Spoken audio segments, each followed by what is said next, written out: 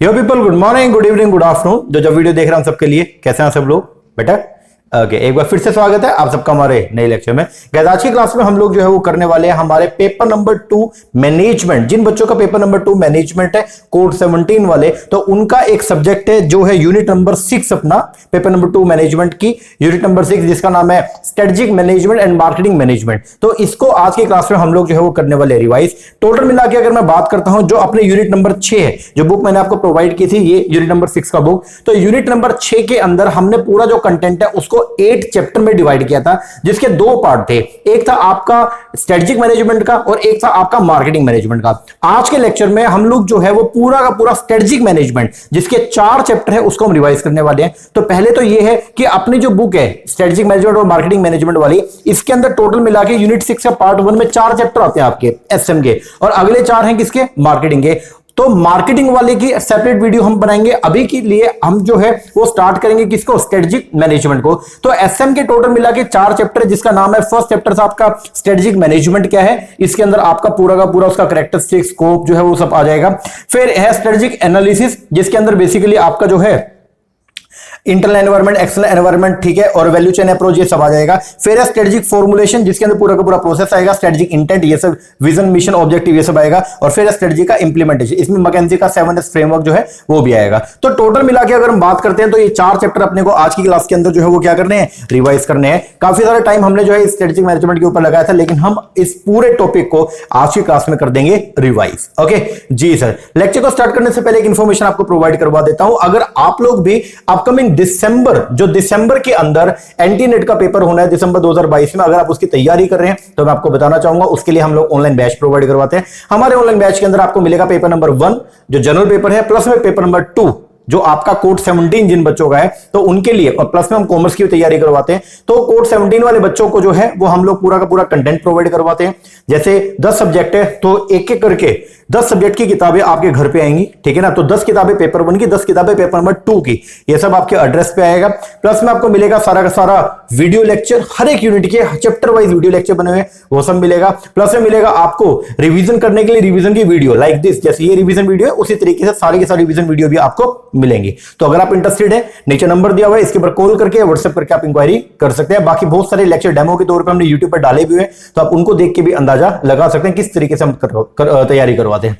तो बहुत जगह पे आप कोचिंग, तो वैसे देखिए मैं एक छोटी सी बात और बोल दूं, बहुत जगह पे कोचिंग जो है वो प्रोवाइड होती है, मैनेजमेंट की भी, कोड 17 वालों की भी। तो मैं बस आपको ये बोलूंगा, आप कहीं से भी कोचिंग लीजिए, हर टीचर बढ़िया पढ़ाता है, लेकिन एक बार के लिए आप कंटेंट जरूर देखिएगा। अब हम लोग जो कंटेंट आपको यहाँ पे शो कर रहे हैं, यही सेम कंटेंट जो है वो आपको हमारी बुक्स के अंदर मिलेगा। तो ये जो बुक्स आपके घर पे आएंगी, 10 किताबें पेपर 1 की, 10 पेपर 2 की, इनमें वही सेम कंटेंट होता है जो यहाँ पे आपको शो किया जाता है। तो अलग से आपको खास नोटिंग करने का कोई भी ज्यादा रिक्वायरमेंट नहीं होता है, ठीक है ना जी सर। चलिए अब हम शुरुआत करते हैं हमारे टॉपिक का। सबसे पहले है चैप्टर नंबर 1 आ रहा है। चैप्टर नंबर 1 जो है वो है आपका स्ट्रेटेजिक मैनेजमेंट का। इसके अंदर अपने को क्या क्या पढ़ना है? एक पढ़ना है स्ट्रेटेजिक मैनेजमेंट का कॉन्सेप्ट, एक पढ़ना है प्रोसेस, एक आएंगे अलग अलग तरह के आपके डिसीजन, जो 3 लेवल पे डिसीजन होते हैं, और एक आएगा आपका क्या? टाइप। तो एक एक करके अपने को सारे टॉपिक को कंप्लीट करना है। सबसे पहले अगर बात करूंगा स्ट्रेटेजिक मैनेजमेंट का, तो स्ट्रेटेजिक मैनेजमेंट क्या है? स्ट्रेटेजिक मैनेजमेंट वर्ड जो है वो 2 वर्ड से मिलकर जो है वो बना है। एक टर्म है आपके स्ट्रेटेजी और एक है क्या आपका मैनेजमेंट। तो पहले दोनों को सेपरेटली पढ़ेंगे, स्ट्रेटेजी क्या होता है उसको अलग पढ़ेंगे, मैनेजमेंट क्या उसको अलग पढ़ेंगे, और फिर दोनों को कंबाइन करके देखेंगे स्ट्रेटेजी मैनेजमेंट क्या है। बट ऊपर से बता दो स्ट्रेटेजिक मैनेजमेंट क्या है? स्ट्रेटेजी को फॉर्मुलेट करना, मतलब बिजनेस के ऑब्जेक्टिव्स को अकॉम्प्लिश करने के लिए जब हम लोग जो है वो क्या करते हैं? स्ट्रेटेजी को फॉर्मुलेट करते हैं, उस फॉर्मुलेट करने के बाद उसको इंप्लीमेंट करते हैं, और इंप्लीमेंट इस तरीके से करते हैं ताकि हमारे बिजनेस के ऑब्जेक्टिव जो है वो क्या हो जाए? अकॉम्प्लिश हो जाए। तो इस पूरे प्रोसेस को बोलते हैं हम लोग क्या? Strategic management. तो स्ट्रेटेजिक मैनेजमेंट बेसिकली क्या है? प्रोसेस है जिसके अंदर हम लोग जो है वो स्ट्रेटेजी को मैनेज करने का, स्ट्रेटेजी को फॉर्मुलेट करके उसको इंप्लीमेंट करने का काम करते हैं, और उस स्ट्रेटजी की मदद से हम लोग हमारे ऑब्जेक्टिव या हम लोग हमारे गोल को जो है वो क्या करेंगे? अचीव करेंगे। चलिए शुरुआत करते हैं। अब स्ट्रेटजिक मैनेजमेंट 2 वर्ड से मिलकर बना था, एक वर्ड क्या था? मैनेजमेंट, और एक वर्ड क्या था? स्ट्रेटजी। तो सबसे पहले पढ़ेंगे मैनेजमेंट। देखो मैनेजमेंट की अगर बात करते हैं तो बेसिक डेफिनेशन आपको भी मालूम है, लोगों से काम करवाने की जो कला होती है उसको बोलते हैं हम लोग क्या? मैनेजमेंट। तो मैनेजमेंट को यहां पर जब हम देखते हैं तो मैनेजमेंट को 2 तरीके से देखा जाता है। एक जो व्यू है मैनेजमेंट का, उसको वो बोलता है management is the key group, मतलब जो टॉप लेवल के पे जो लोग बैठे होते हैं, जो पूरी की पूरी ऑर्गेनाइजेशन को जो है वो क्या करते हैं, चलाने का काम करते हैं, उनको बोल देते हैं हम लोग क्या, मैनेजमेंट। और दूसरा जो व्यू है वो ये बोलता है मैनेजमेंट जो है वो क्या है, एक प्रोसेस के तौर पे है, जिसके अंदर बेसिकली हम लोग जो वो सीरीज ऑफ स्टेप जो है वो क्या करते हैं, फॉर्मुलेट करते हैं। जो स्टार्ट होगा आपका प्लानिंग से, प्लानिंग होगा, ऑर्गेनाइजिंग होगा, फिर स्टाफिंग होगा, फिर डायरेक्टिंग होगा और फिर कंट्रोलिंग होगा, और जो कोऑर्डिनेशन है वो साथ साथ चलेगा। Then coordination is the essence of the management. तो जब कभी भी मैनेजमेंट की बात आएगी तो यहां पे दो तरीके से मैनेजमेंट को पढ़ा जाता है। पहला जो रेफरेंस है मैनेजमेंट का वो क्या है, it is used with reference to the key group. तो पहला रेफरेंस ये है मैनेजमेंट का, management is a key group of an organisation in charge of its affair. और दूसरा जो व्यू है वो क्या बोलते हैं, मैनेजमेंट को हम व्यू देखते हैं as a it is a set of interrelated function and process. तो मैनेजमेंट जो है वो क्या है, ये सेट है। सेट है इसका मतलब कई सारे कंपोनेंट होंगे। तो it is a set of interrelated function and process, जिसके अंदर काफी सारे इंटर रिलेटेड, एक दूसरे से रिलेटेड फंक्शन और प्रोसेस जो है वो उठाए जाते हैं। और हर एक फंक्शन को करने के पीछे जो मेन ऑब्जेक्टिव है वो क्या है, वो है अपने ऑर्गेनाइजेशन के ऑब्जेक्टिव को क्या करना, अकॉम्प्लिश करना। तो ऑर्गेनाइजेशन के गोल को अचीव करने के लिए जो मैनेजरियल स्टाफ के द्वारा बेसिकली जो फंक्शन परफॉर्म किए जाते हैं उनको बोलते हैं हम लोग क्या, management. And the functions are known as the, उसमें क्या क्या आएगा, planning, organising, directing, staffing and controlling. तो इसके हिसाब से हम ये बोलते हैं मैनेजमेंट जो है वो क्या, एक इन्फ्लुएंस करने का प्रोसेस है, जिसके अंदर आपके पास में इन्फ्लुएशनरी पावर होगी, जिसको आप यूज करेंगे और अपने सबऑर्डिनेट को क्या करोगे, इन्फ्लुएंस करोगे और उनसे वो काम करवाओगे जो आप उनसे करवाना चाहते हो। तो management is a influence process to make things happen, to gain command over phenomena, to induce करेंगे और डायरेक्ट करेंगे इवेंट्स को एंड पीपल को इन ए पर्टिकुलर मैनर। तो जिस तरीके से आप उनसे काम करवाना चाहते हो उस तरीके से उनको क्या करना, इन्फ्लुएंस करना, उनको मैनेज करना, is known as the management. अब बताएगा कॉन्सेप्ट किसका, स्ट्रेटजी का।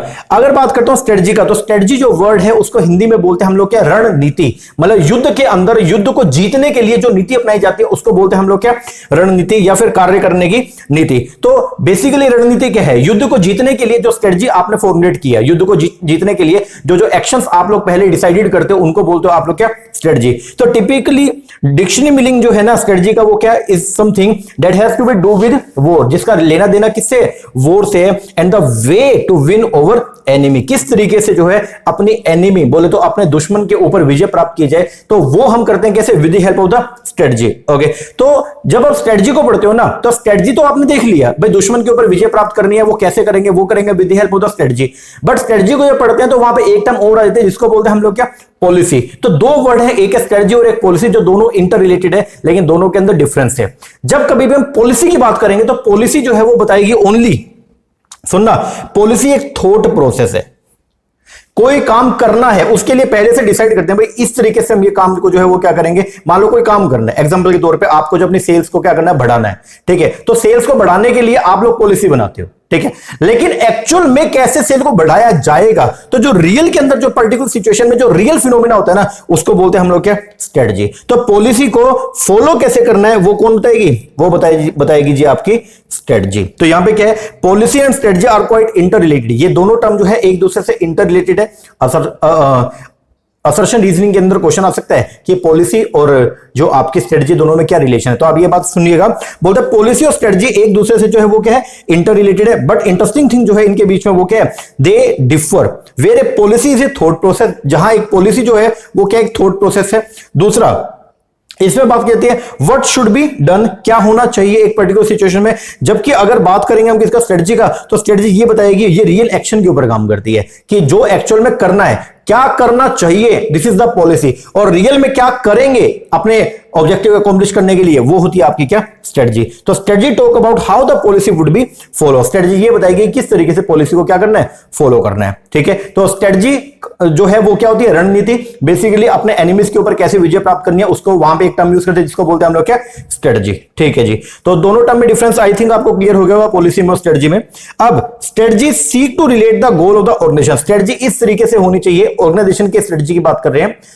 आप जो ऑर्गेनाइजेशन में स्ट्रेटजी को फॉर्मुलेट करेंगे वो इस तरीके से होगी कि आपके ऑर्गेनाइजेशन के ऑब्जेक्टिव उसके साथ में क्या किए गए, लिंक किए गए। मतलब आप इस तरीके से स्ट्रेटजी को फॉर्मुलेट करेंगे कि जब आपकी स्ट्रेटजी को आप इंप्लीमेंट करेंगे, उसका फॉर्मुलेशन करने के बाद में, तो आपके ऑर्गेनाइजेशन के ऑब्जेक्टिव जो है वो क्या हो जाए, अकॉम्प्लिश हो जाए। तो बोलते हैं strategy seek to relate the goal of the organisation to the means of achieving them. Strategy एक गेम प्लान है। स्ट्रेटजी बेसिकली जो है वो क्या, गेम प्लान है that the management of business use, जिसको मैनेजमेंट जो है वो क्या करती है, यूज करती है, क्या करने के लिए, मार्केट में अपनी पोजीशन को मेंटेन करने के लिए, अपने ऑपरेशंस को कंडक्ट करने के लिए, अट्रैक्ट सेटिस्फाई करने के लिए कस्टमर को, complete successfully and achieve organisational objective, organisation के ऑब्जेक्टिव को क्या करने के लिए, अचीव करने के लिए। ठीक है जी।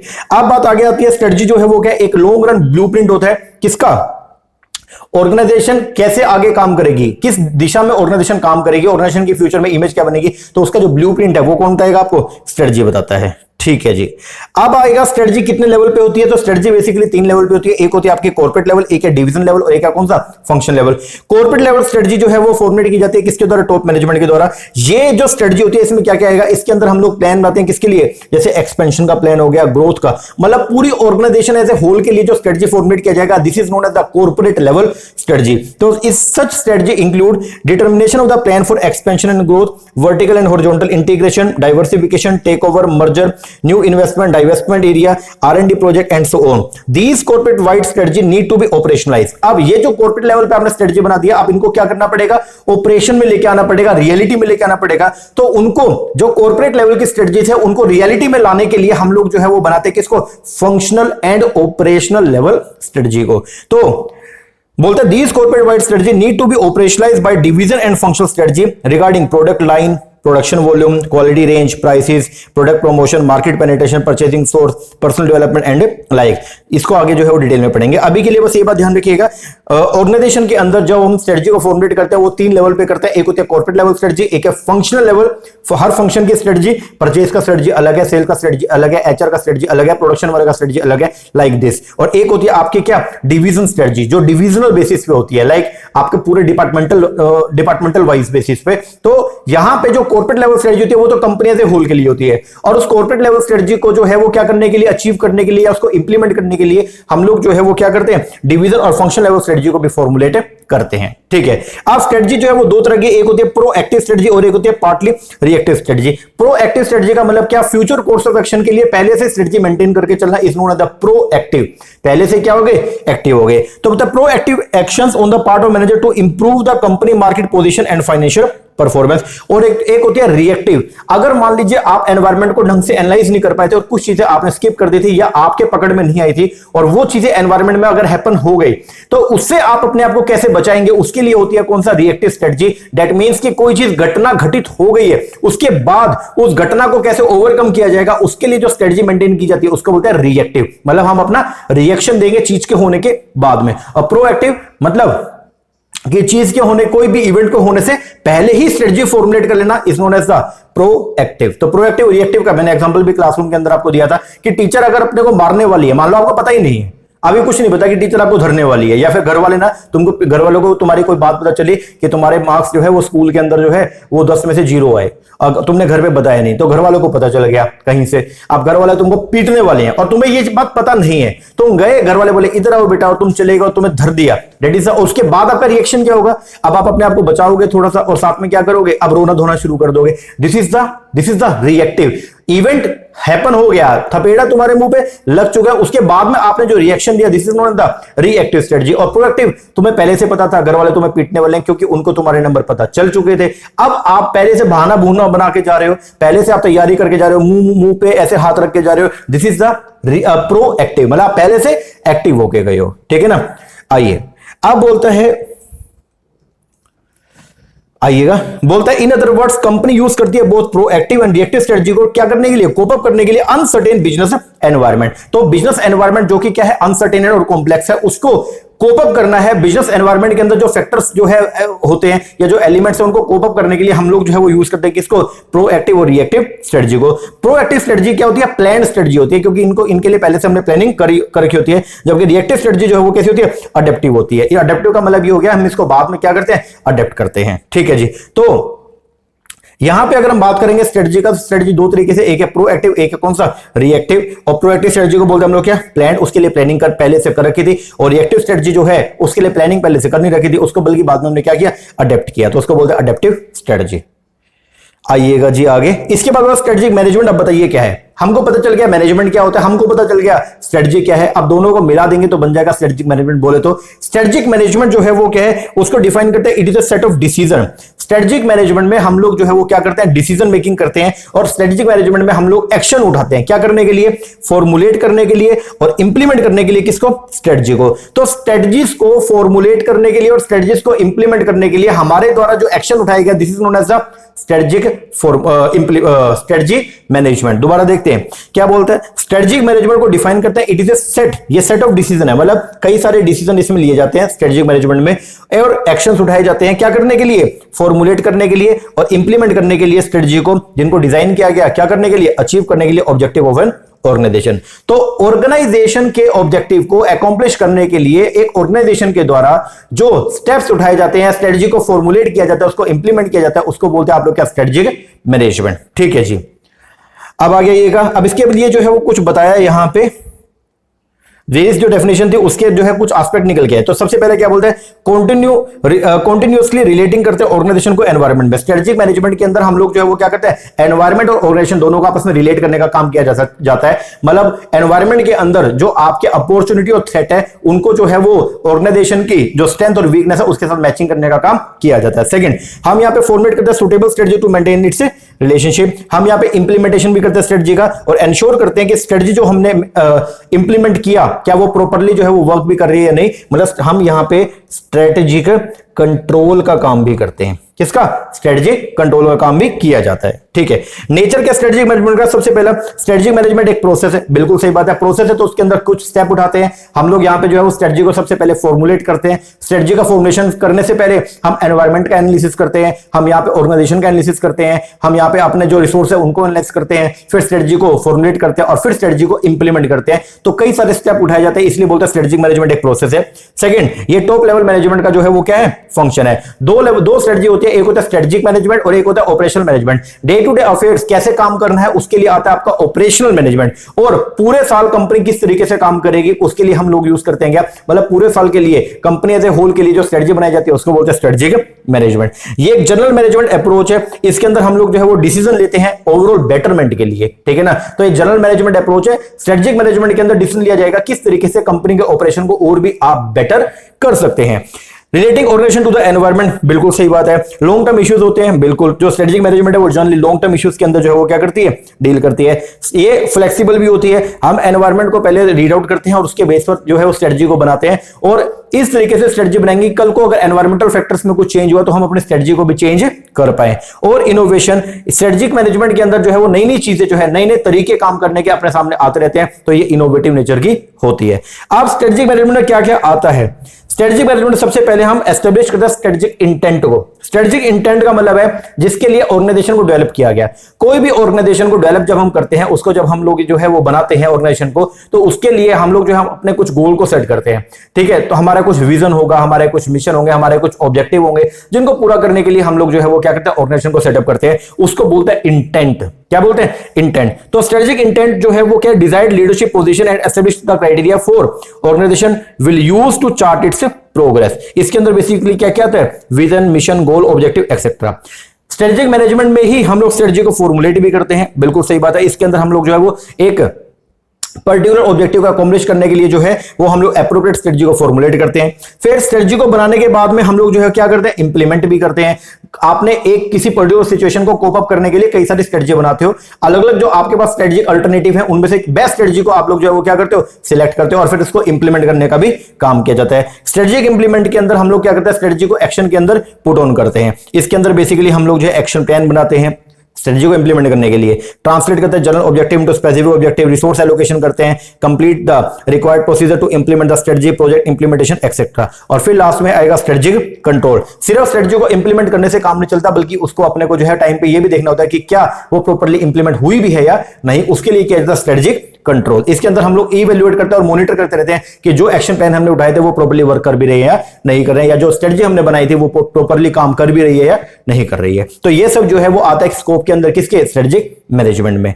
इसके बाद आएगा business policy and the strategic management. पहले जो टर्म यूज करते थे स्ट्रेटेजिक मैनेजमेंट के लिए वो बिजनेस पॉलिसी यूज करते थे, मतलब बिजनेस के लिए पॉलिसी बनाना, लेकिन बाद में जो है नोमेनक्लेचर चेंज हुआ और लोगों ने बिजनेस पॉलिसी की जगह जो वर्ड यूज करना शुरू किया वो है स्ट्रेटेजिक मैनेजमेंट। लेकिन दोनों एक जैसी नहीं है, दोनों के अंदर छोटा सा डिफरेंस है। पहला, जो बिजनेस पॉलिसी बनती थी वो बनती थी वेरियस लेवल के ऊपर, ये बात ध्यान रखना, और जो स्ट्रेटेजिक मैनेजमेंट जो है वो होती है आपके ओनली टॉप लेवल पे। तो बिजनेस पॉलिसी अलग अलग लेवल के लोगों के द्वारा बनाई जाती थी और टॉप लेवल सिर्फ उसको अप्रूव करता था, लेकिन जो स्ट्रेटेजिक मैनेजमेंट है वो सिर्फ टॉप लेवल के द्वारा बनाई जाती है। तो एक तो ये, दूसरा जो आपका बिजनेस पॉलिसी थी उसके अंदर कंटीजेंसी प्लान का कोई भी लेना देना नहीं था, मतलब उसमें एक ही पॉलिसी बनाई जाती थी, अगर सिचुएशन चेंज होगी तो वो पॉलिसी खत्म हो जाती थी। लेकिन यहां पे जब हम स्ट्रेटेजिक मैनेजमेंट करते हैं तो यहां पे हम लोग जो है मेन पॉलिसी के साथ में जो है वो क्या करते हैं, एक सब्सिडियरी पॉलिसी के साथ में बना के चलते हैं। अगर मान लो सिचुएशन चेंज होती है तो उस कंटीजेंट पॉलिसी को हम लोग जो है अडॉप्ट कर सके। तो ये दोनों के अंदर डिफरेंस है। फिर स्ट्रेटेजिक मैनेजमेंट ऑपरेशन मैनेजमेंट क्या डिफरेंस है? देखो भाई, जो स्ट्रेटेजिक मैनेजमेंट है वो उसमें हम ओवरऑल मैनेजमेंट करते हैं ऑर्गेनाइजेशन का, जबकि ऑपरेशन मैनेजमेंट में ओनली फंक्शनल एरिया की बात की जाती है। दूसरा, strategic management long term process है, जबकि operation management short term process है। स्ट्रेटेजिक मैनेजमेंट जो होता है वो नॉन रूटीन नेचर के टास्क के लिए किया जाता है, ठीक है, जो अनस्ट्रक्चर्ड नेचर के टास्क होते हैं, जबकि जो ऑपरेशन मैनेजमेंट है वो रूटीन नेचर के टास्क के लिए हम करते हैं। Strategic management non programme decision लिए जाते हैं, मतलब जो रूटीन नेचर में नहीं लिए जाते, और जो ऑपरेशन मैनेजमेंट है वहां पे जो है प्रोग्राम डिसीजन लिए जाते हैं। Strategic management quite complex process है और इसके लिए जो है वो हाई कंसेप्चुअल स्किल की रिक्वायरमेंट है, जबकि ऑपरेशन मैनेजमेंट जो है वो कंपैरेटिवली सिंपल प्रोसेस है और इसके लिए जो है वो ह्यूमन टेक्निकल स्किल की ओनली रिक्वायरमेंट है। सर्वाइवल जो है ऑर्गेनाइजेशन का वो लिंक किया गया किससे? स्ट्रेटेजिक मैनेजमेंट से, लेकिन जो एक्चुअल वर्क है वो लिंक किया गया किससे? ऑपरेशनल मैनेजमेंट से। अब स्ट्रेटेजिक मैनेजमेंट इफेक्ट के क्या इंपॉर्टेंस है? सबसे पहला फाइनेंशियल बेनिफिट। अगर आप प्रॉपर स्ट्रेटेजिक मैनेजमेंट करते हो तो आपके जो फाइनेंशियल बेनिफिट है, बोले तो आपके जो ऑब्जेक्टिव जो आपने सेट किए थे लाइक प्रॉफिट को मैक्सिमाइज करना, तो आपका प्रॉफिट मैक्सिमम हो जाएंगे। Second, offsetting the uncertainty. अगर आप पहले से स्ट्रेटेजिक मैनेजमेंट कर लेते हो तो स्ट्रेटेजिक मैनेजमेंट के अंदर आप एनवायरमेंटल एनालिसिस भी करते हो, तो आपको पता होता है एनवायरमेंट में क्या क्या थ्रेट है और उनको आप पहले से एनालाइज करके और उनको दूर करने का काम कर लेते हो, जिससे आपका जो अनसर्टेनिटी है आप उससे अपने आप को कोप अप कर लेते हो। थर्ड, क्लैरिटी है ऑब्जेक्टिव डिसीजन में। बिल्कुल सही बात है, क्योंकि स्ट्रेटेजिक मैनेजमेंट के अंदर हम अपने इंटेंट, मतलब जो हमारा विजन मिशन स्टेटमेंट जो है वो पहले से डिसाइड कर लेते हैं, तो हमारे ऑब्जेक्टिव के अंदर क्या होती है? क्लैरिटी। आगे, increase organisational effectiveness. Strategic management के थ्रू जो है वो अपने ऑर्गेनाइजेशन की जो इफेक्टिवनेस है वो क्या होती है? इंक्रीज होती है। And personal satisfaction. Better strategic management होगा तो बट नेचुरल है, आप एम्प्लॉयज के लिए पहले से जो है वो सब कुछ डिसाइडेड कर दोगे, तो फिर एम्प्लॉय को जो मैनेजमेंट है उनका वो भी बहुत बढ़िया होगा और वो सेटिस्फाई भी रहेंगे। अब आएगा रोल के स्ट्रेटेजिक मैनेजमेंट का in developing the global competitiveness. तो खैर इसके अंदर ज्यादा मत्था पीछे नहीं करूंगा, सिर्फ ये बताऊंगा स्ट्रेटेजिक मैनेजमेंट को आज के डेट में हम लोग जो है वो ग्लोबल कॉम्पिटिटिवनेस के तौर पे यूज कर रहे हैं। जो कंपनीज ग्लोबल लेवल पे काम कर रही है, इंटरनेशनल लेवल पे काम कर रही है, वो स्ट्रेटेजिक मैनेजमेंट को एज ए कॉम्पिटिटिव एज के तौर पे जो है वो क्या कर रही है? यूज कर रही है। जितना आपका स्ट्रेटेजिक मैनेजमेंट स्ट्रॉन्ग होगा, जितने बेटर वे में आपने कॉर्पोरेट स्ट्रेटजीज को फॉर्मुलेट किया है, जितनी अच्छी आपकी ऑपरेशनल स्ट्रेटजी होगी और उनका इंप्लीमेंटेशन होगा, उतना ही कॉम्पिटिटिव पोजीशन जो है आपकी क्या रहेगी? स्ट्रॉन्ग रहेगी। तो आपका जो स्ट्रेटेजिक मैनेजमेंट है वो ग्लोबल कॉम्पिटिटिवनेस के अंदर आपको बहुत ज्यादा इंपॉर्टेंट रोल प्ले करता है। इसके बाद आएगा लिमिटेशन। क्या? अब लिमिटेशन के साथ मैंने आपको ना इसके ओवरकम करने के उपाय भी बताए थे। तो पहली लिमिटेशन ये है कॉम्प्लेक्स और डायनेमिक एनवायरनमेंट। बिल्कुल सही बात है, स्ट्रेटेजिक मैनेजमेंट जो करते हैं तो हम ना एनवायरनमेंट का एनालिसिस करते हैं। आप बोलते हैं एनवायरनमेंट का आपने आज एनालिसिस तो कर लिया, कल जब आप उसके लिए स्ट्रेटेजी बनाने लगे, क्या पता एनवायरनमेंट के फोर्सेस में चेंज हो गया। बिल्कुल सही बात है, तो फिर क्या करोगे? तो बोलते हैं कि जब भी आप इसको स्टडी करें, भाई माना ये एक लिमिटेशन है कि डायनेमिक एनवायरनमेंट जो है वो क्या है? डायनेमिक नेचर का है, उसके लिए आपको कंटिन्यू जो है वो क्या करना पड़ेगा? उसके ऊपर जो है निगाह रखनी पड़ेगी। तो बोलते हैं ठीक है, ये एक लिमिटेशन, लेकिन इसको कोप अप किया जा सकता है कैसे? जितना पॉसिबल हो सके आप लोग जो है वो एडवांस के अंदर ही जो है वो एक मार्कअप जो है वो लेके चलिएगा, तो ताकि जो भी एनवायरनमेंट के जो फोर्सेस है अगर उसमें कुछ फ्लक्चुएशन होती भी है तो आपने पहले से उसकी एडजस्टमेंट कर रखी हो। दूसरा, रिजिडिटी। अगर आपने स्ट्रेटजी को क्या कर लिया? फॉर्मुलेट कर लिया, तो रिजिडिटी आ जाएगा, क्योंकि आप उसके हिसाब से काम करोगे, तो ये भी एक दिक्कत है। लेकिन इसका जो तोड़ है वो ये है कि जो आप स्ट्रेटजी बनाए उसके अंदर एनफ फ्लेक्सिबिलिटी आप जो है वो इनकॉर्पोरेट कर लेना। तीसरा जो है वो क्या है? Inadequate appreciation of the strategic management. अगर मान लो जो प्रॉब्लम है स्ट्रेटजिक मैनेजमेंट का वो जब मैनेजर के सामने आता है तो मैनेजर को उसके बारे में ज्यादा नॉलेज नहीं होती है, तो ये भी एक जो है पंगा है। दूसरा लिमिटेशन है किसमें? इंप्लीमेंटेशन में। स्ट्रेटजी को फॉर्मुलेट तो बढ़िया तरीके से कर लेते हैं, लेकिन इंप्लीमेंटेशन करने का काम जो है पूरी ऑर्गेनाइजेशन का होता है। भाई हर लेवल के ऊपर आपको स्ट्रेटजी को इंप्लीमेंट करना होता है, तो जब इसको इंप्लीमेंटेशन की बारी आती है तो वहां पे हम लोग जो है वो लैक कर जाते हैं। तो ये सब जो है वो क्या है? लिमिटेशन है किसका? स्ट्रेटजिक मैनेजमेंट का। इसके बाद स्ट्रेटेजिक मैनेजमेंट का प्रोसेस, आइए जी प्रोसेस देखते हैं। सबसे पहले नंबर पे जो है वो क्या होगा, वैसे तो ये 4 पार्ट में इसको डिवाइड किया जाता है, लेकिन हम अलग तरीके से देखेंगे। आ जाओ एक बार, ये लो जी। सबसे पहले नंबर पे हम लोग जो है वो क्या करेंगे, एस्टेब्लिश करेंगे स्ट्रेटेजिक इंटेंट को। मतलब स्ट्रेटेजिक इंटेंट के अंदर हम लोग जो है वो ये बताएंगे कि कंपनी को क्यों एस्टेब्लिश किया गया। तो जब भी आपको स्ट्रेटेजिक मैनेजमेंट करना है तो सबसे पहला काम आपका जो है वो क्या है, एस्टेब्लिश करना स्ट्रेटेजिक इंटेंट। आप लोग जो है विजन, आप लोग जो है कंपनी का मिशन, आप लोग कंपनी का ऑब्जेक्टिव को पहले से प्री डिटरमाइन कर लोगे। तो बोलते हैं सिंस ऑर्गेनाइजेशन जो है डेलिब्रेट क्रिएशन है, they have some specific intent, that is what they will achieve in future and why they will achieve it. In strategic management this is known as strategic intent and consist of 3 major element. Strategic intent में 3 major element है, vision, mission और objective. तो आप सबसे पहला आपका जो काम है वो क्या है, इन तीनों को सेट करना है। तीनों का एक्सप्लेनेशन आगे भी देखेंगे, अभी के लिए बस ये ध्यान रखें सबसे पहला काम स्ट्रेटेजिक मैनेजमेंट प्रोसेस में, that is the establish the strategic intent, कर लिया। इसके बाद दूसरा काम जो आपका आता है वो क्या, एनवायरमेंटल एनालिसिस करना। मतलब आप अपने एनवायरमेंट को एनालाइज करोगे। एनवायरमेंटल एनालिसिस के अंदर आप जो है वो क्या करोगे, जो एक्सटर्नल एनवायरमेंट है उसके अंदर जो भी आपके अपॉर्चुनिटी और जो भी थ्रेट है उनको आप क्या करोगे, एनालाइज करोगे। बिल्कुल सही बात है। तीसरे नंबर पे आप जो है वो क्या करोगे, अपनी ऑर्गेनाइजेशन को एनालाइज करोगे। मतलब आप कंपनी को एनालाइज करना है। एक्सटर्नल एनवायरमेंट को तो कर लिया आपने एनालिसिस, आप इंटरनल एनवायरमेंट का एनालिसिस करना है। उसके लिए हम लोग अपनी ऑर्गेनाइजेशन के स्ट्रेंथ और वीकनेस के ऊपर जो है वो क्या करते हैं, काम करते हैं। ठीक है जी। इसके बाद फिर अब आप जो है वो आगे क्या करेंगे, फिर आप आइडेंटिफाई करते हैं स्ट्रेटेजिक अल्टरनेटिव। अब आपने ये देख लिया कि एनवायरमेंट के अंदर ये अपॉर्चुनिटीज है और ये थ्रेट है, उसको कैसे ओवरकम करना है उसके लिए आपने देख लिया, अपनी स्ट्रेंथ और वीकनेस का आपको पता चल गया। अब आप जो है वो क्या करेंगे, एनवायरमेंट की अपॉर्चुनिटीज का बेनिफिट उठाने के लिए अपनी स्ट्रेंथ को यूज करने वाले जी। अब वो कैसे करेंगे, उसके लिए आप अलग अलग स्ट्रेटजीज को जो है वो क्या करते हो, फॉर्मुलेट करते हो। डिफरेंट डिफरेंट अल्टरनेटिव आप यहां पे क्या करोगे, फॉर्मुलेट करोगे। तो बोलते हैं आइडेंटिफाई करेंगे स्ट्रेटजी का अल्टरनेटिव को। ठीक है। अब उसके बाद चॉइस करेंगे स्ट्रेटजी को। अलग अलग अल्टरनेटिव आपने बना लिया। अब उन अलग अलग अल्टरनेटिव के अंदर जो है आप बेस्ट अल्टरनेटिव को क्या करोगे, सिलेक्ट करोगे। कर लिया। फिर जो बेस्ट अल्टरनेटिव था अब उसको क्या करना है, इंप्लीमेंट करना है। तो अब आप क्या करोगे, उसको इंप्लीमेंट करोगे ताकि वो इफेक्टिवली जो है वो क्या करे, ऑपरेशन कर पाए अपना काम। और लास्ट में आप स्ट्रेटजी कंट्रोल करोगे। आप ये देखोगे जो स्ट्रेटजी को आपने इंप्लीमेंट किया क्या वो एक्चुअल में वर्क कर भी रही है या नहीं कर रही है, बढ़िया तरीके से ऑनगोइंग प्रोसेस है और ये क्या अच्छे से काम कर भी रही है नहीं कर रही है, उसके लिए आप करते हो स्ट्रेटजी कंट्रोल। तो ये 7 स्टेप आप फॉलो करते हो, स्ट्रेटेजिक मैनेजमेंट को क्या करते हो, पूरा करते हो। क्या क्या करते हो, सबसे पहला इंटेंट को एस्टेब्लिश करोगे। आओ चार्ट जो था वो चार्ट के ऊपर आ जाइए जल्दी से। लो जी आगे। सबसे पहले क्या करना है, एस्टेब्लिश करना स्ट्रेटेजिक इंटेंट, विजन, मिशन और ऑब्जेक्टिव, तीनों को सेट करो। दूसरे नंबर पे एनवायरनमेंट का एनालिसिस करो, जिसके अंदर बेसिकली जो है वो आप क्या करोगे, एक्सटर्नल एनवायरनमेंट, एक्सटर्नल एनवायरनमेंट के अंदर जो अपॉर्चुनिटीज है और जो उसके अंदर आपके थ्रेट है इनको एनालाइज करो। फिर इसको कैसे अचीव कर सकते हैं अपॉर्चुनिटीज को, उसके लिए अपनी ऑर्गेनाइजेशन का एनालिसिस करो, जिसके अंदर आप ऑर्गेनाइजेशन की स्ट्रेंथ और वीकनेस को देखोगे। फिर आप क्या करोगे, आइडेंटिफाई करोगे स्ट्रेटेजिक अल्टरनेटिव। इन अपॉर्चुनिटी का बेनिफिट उठाने के लिए जब आप अपनी स्ट्रेंथ को इस्तेमाल करते हो तो कई सारे तरीके आपके सामने आते हैं, उनको आप जो अलग अलग तरीके हैं उनको आप क्या करोगे, यहां पे आइडेंटिफाई करोगे। फिर चॉइस ऑफ द स्ट्रेटजी, जिसके अंदर आप बेसिकली जो है वो क्या करते हो, इन अल्टरनेट स्ट्रेटजी में से सबसे बेस्ट का क्या करते हो, सिलेक्शन करते हो और फिर उस स्ट्रेटजी को क्या करते हो, इंप्लीमेंट करते हो और लास्ट में क्या करते हो, स्ट्रेटजिक कंट्रोल भी करते हो, जिसके अंदर आप बेसिकली ये देखते हो कि जो स्ट्रेटजी आपने इंप्लीमेंट किया वो प्रॉपर्ली वर्क भी कर रही है नहीं कर रही है। चलो जी, ये हो गया आपका कंप्लीट। इसके बाद आता है डिसीजन। क्या है डिसीजन और उसके टाइप बता रहे हैं। एक होता है स्ट्रेटजिक डिसीजन। स्ट्रेटजिक डिसीजन जो है वो होता है किसके लिए, जो पूरी ऑर्गेनाइजेशन की फंक्शनिंग को अफेक्ट करता है, उसको बोलते हैं हम लोग क्या, स्ट्रेटजिक डिसीजन। ठीक है जी। तो बोलते हैं दीज आर द डिसीजन जो इंपैक्ट करता है functioning of the organisation on the whole, उसको बोलते हैं स्ट्रेटजिक डिसीजन। इसके अंदर हम लोग बेसिकली क्या करते हैं, जो डिसीजन लिया जाता है किसके रिगार्डिंग, एलोकेशन रिसोर्स, रिसोर्स का बंटवारा कैसे हो, तो ये डिसीजन आपका स्ट्रेटजिक डिसीजन है। ये जो डिसीजन है ये हेल्पफुल है dealing with the perceived threat, जो परसीव्ड थ्रेट है, जो आपको लगता है कि ऑर्गेनाइजेशन के अंदर कुछ एनवायरनमेंट के अंदर कुछ ऐसे फैक्टर हैं जो आपके लिए खतरा पैदा हो सकते हैं, तो उनके लिए आप पहले से जो है वो काम कर लेते हो। और तीसरा, they help in align the organisation objective and the organisation goal, दोनों को मिलाने का काम करते हैं। एंड दे आर कॉम्प्लेक्स, जो स्ट्रेटजिक डिसीजन है वो कॉम्प्लेक्स होते हैं और इसके अंदर बहुत सारा क्या होता है, रिस्क होता है और ये फॉर्मुलेट किया जाता है किसके द्वारा, टॉप मैनेजमेंट के द्वारा। दूसरे होते हैं एडमिनिस्ट्रेटिव डिसीजन, ये होते हैं आपके शॉर्ट टर्म के लिए डिसीजन, जो डेली बेसिस पे काम को कैसे करना है उसके लिए जो डिसीजन मेकिंग होती है वो कौन सी होती है, एडमिनिस्ट्रेटिव। और एक मीडियम टर्म के डिसीजन भी होते हैं, उनको बोलते हैं हम लोग क्या, ऑपरेशनल डिसीजन।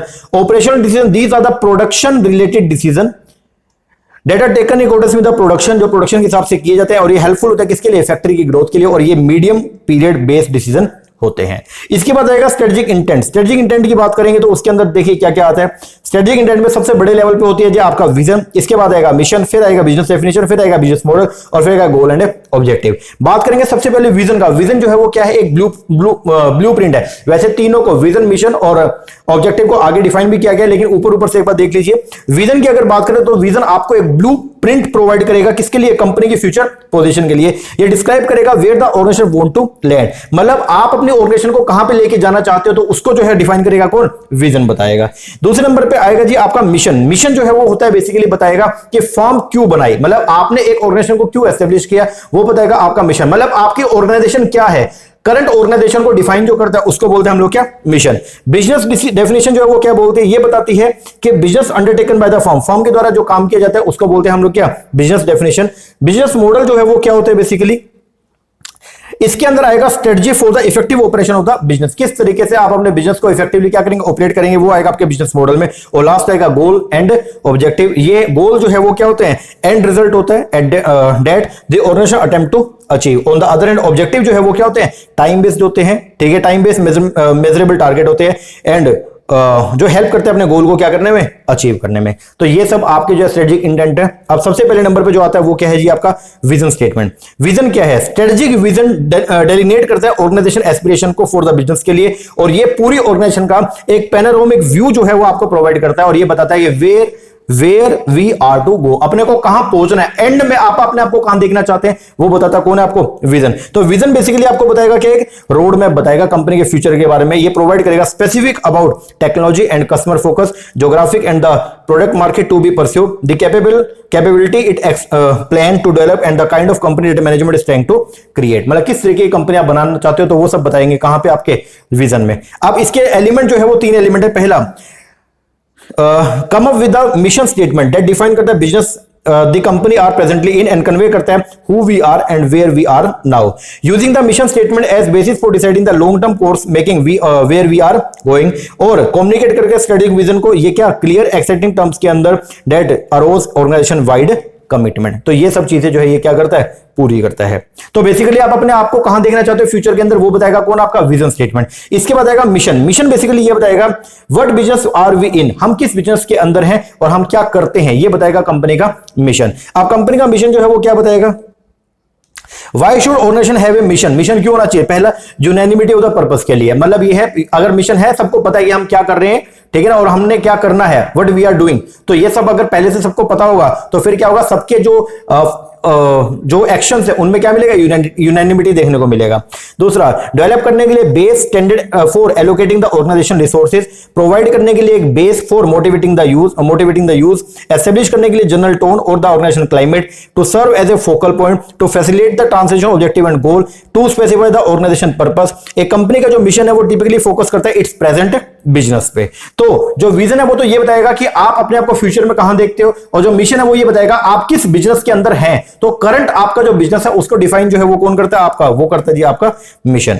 इसके बाद आएगा गोल एंड ऑब्जेक्टिव। गोल और ऑब्जेक्टिव में क्या है, गोल ओपन एंडेड होते हैं, ठीक है ना, गोल जो है वो क्या, ओपन एंडेड है, और ये फ्यूचर स्टेट और फ्यूचर आउटकम को शो करते हैं। जबकि ऑब्जेक्टिव की बात करें तो ये क्लोज एंडेड होते हैं और ये प्रिसाइज होते हैं, इनको स्पेसिफिक टर्म्स के अंदर हम लोग जो है वो क्या करते हैं, डिफाइन करते हैं। तो ऑब्जेक्टिव ज्यादा स्पेसिफिक होते हैं और एंड ट्रांसलेट करते हैं गोल को to both the long term and the short term perspective. ठीक है जी, लो जी, ये हो गया आपका गोल। अब आएगा इसके कुछ खास बात, objective to be meaningful to serve the internet goal must possess the following character. Objective में ये सब कैरेक्टरिस्टिक होने चाहिए। पहला क्या, objective should define the organisation relationship with the environment. Objective ऐसे हो जो ऑर्गेनाइजेशन के रिलेशनशिप को एनवायरनमेंट के साथ में जो है वो क्या करते हो, लिंक करते हो। दे should B facilitative towards achievement of the mission and purpose. Objective ऐसा हो जो क्या करे, बेसिकली जिसको हम क्या, जो अपने को मदद करेगा क्या करने में, अपने मिशन और अपने पर्पस को पूरा करने में। They should provide the base for the adequate strategic decision making. Objective ऐसा हो जो अपने लिए जो है वो बेस प्रोवाइड करेगा डिसीजन मेकिंग के लिए। दे शुड प्रोवाइड स्टैंडर्ड, ये अपने को परफॉर्मेंस अप्रेजल का स्टैंडर्ड प्रोवाइड करेगा। They should be concrete and specific, they should be relate to a time frame. Objective time frame के साथ में रिलेट किया जाता है, एक पर्टिकुलर टाइम के लिए ऑब्जेक्टिव बनाया जाता है। मेजरेबल होता है, कंट्रोलेबल है, चैलेंजिंग नेचर होता है, जिसको अचीव करने का सबके अंदर एक जो है वो जील रहेगा। Different objective should correlate with each other, अलग अलग ऑब्जेक्टिव को एक दूसरे से कोरिलेट किया जाता है। And objective should be set within the constraint of organisation resource and the external environment. तो ये सब जो है ना, ये है आपका क्या, अगर एक अच्छा ऑब्जेक्टिव बनाना है, मीनिंगफुल ऑब्जेक्टिव बनाना है, तो उसके अंदर ये सब क्वालिफिकेशन होनी चाहिए। ओके जी सर, लो जी, ये हो गया आपका चैप्टर नंबर 1 कंप्लीट। ओके, अब आएंगे हम चैप्टर नंबर 2 के ऊपर। चैप्टर नंबर 2 की अगर बात करते हैं तो आपका चैप्टर नंबर 2 है किसके ऊपर, स्ट्रेटेजिक एनालिसिस के ऊपर, जिसके अंदर बेसिकली अपने को जो है वो एक्सटर्नल एनालिसिस जो है वो करना है, इसके अंदर अपने को इंटरनल एनालिसिस भी करना है और वैल्यू चेन अप्रोच को अपने को जो है वो कंप्लीट करना है। तो आइए अब हम जो है वो स्टार्ट करेंगे हमारे चैप्टर नंबर 2 को। चैप्टर नंबर 2 में सबसे पहले नंबर पे आ रहा है जी एनवायरमेंटल एनालिसिस। ये क्या होता है? तो एनवायरमेंटल एनालिसिस को हम लोग जो है वो बोलते हैं एक्सटर्नल एनालिसिस, क्योंकि एनवायरमेंट में बेसिकली वो सभी फोर्सेस आते हैं जो बिजनेस के कंट्रोल में नहीं है, और जो बिजनेस के कंट्रोल में नहीं है वो सब सिर्फ एक्सटर्नल एनवायरमेंट होता है, क्योंकि इंटरनल एनवायरमेंट बिजनेस के कंट्रोल में होता है। तो जब कभी भी हम बिजनेस एनवायरमेंट की बात करेंगे तो उसके अंदर बेसिकली हम लोग सिर्फ एक ही एनवायरमेंट पढ़ते हैं, that is the external environment. But external environment को प्रॉपर पढ़ने के लिए हम लोग इंटरनल एनवायरमेंट को भी साथ में पढ़ते हैं। तो यहां पे अगर हम एनवायरमेंट एनालिसिस की बात करेंगे तो बोलने में या देखने में तो यूं लग रहा है एनवायरमेंटल एनालिसिस मतलब कि इंटरनल एज वेल एक्सटर्नल दोनों एनवायरमेंट को एनालाइज करना है। बट यहां पे एक्चुअल में हम लोग जो है वो एक्सटर्नल एनवायरमेंट की बात करते हैं। तो बोलते हैं environmental analysis also known as external analysis बोलते हैं, इसको एनवायरमेंटल स्कैनिंग भी बोलते हैं और एनवायरमेंटल अप्रेजल भी बोला जाता है। ठीक है जी। इसके अंदर हम क्या एनवायरमेंटल एनालिसिस में हम दो काम करते हैं, एक करते हैं एनवायरमेंटल स्कैनिंग और एक करते हैं असेस द एनवायरमेंटल फैक्टर। अब एनवायरमेंटल एनालिसिस के फीचर, सबसे पहले नंबर पे है एनवायरमेंटल एनालिसिस जो है वो एक होलिस्टिक एक्सरसाइज है। होलिस्टिक एक्सरसाइज का मतलब ये जो है ये क्या करता है, टोटल व्यू देता है किसका, एनवायरमेंट के अंदर आने वाले वेरियस कंपोनेंट का। एनवायरमेंट के अंदर बहुत सारे कंपोनेंट है, इकोनॉमिक कंपोनेंट है, पॉलिटिकल कंपोनेंट है, गवर्नमेंट कंपोनेंट है, उसके अंदर बेसिकली इंटरनेशनल कंपोनेंट आता है, उसके अंदर बेसिकली जो हम लोग जो है वो नेचुरल कंपोनेंट को पढ़ते हैं। तो ये सब जो है इसका एनवायरमेंट एनालिसिस जो है वो होलिस्टिक व्यू जो है वो आपको क्या करता है, प्रोवाइड करता है। दूसरा एनवायरमेंटल एनालिसिस जो है वो ह्यूरिस्टिक नेचर का और एक्सप्लोरेटरी है। इसका मतलब यहां पे हम लोग जो है वो क्या करते हैं, कुछ नया नई चीज खोजने का काम करते हैं, जो आपके अननोन टेरेन है उसको एक्सप्लोर करने का काम किया जाता है। तीसरा environmental analysis must be continuous. Environmental analysis जो है वो कंटीन्यूअस प्रोसेस है, क्योंकि एनवायरमेंटल जो है वो क्या है, एनवायरमेंट आपका डायनेमिक है, और डायनेमिक है तो इसका मतलब उसमें लगातार क्या होता रहेगा, चेंज होता रहेगा। और चेंज एनवायरमेंट जो है, अगर एनवायरमेंट लगातार चेंज हो रहा है तो आपको उसका एनालिसिस भी जो है वो रेगुलर करना पड़ेगा। इसके बाद रोल क्या एनवायरमेंटल एनालिसिस का, सबसे पहला एनवायरमेंट चेंज हो रहा है सो फास्ट, तो नई नई अपॉर्चुनिटी और थ्रेट जो आपके सामने आते हैं तो उनको प्रॉपर्ली आइडेंटिफाई करने के लिए हम लोग जो है वो क्या करते हैं,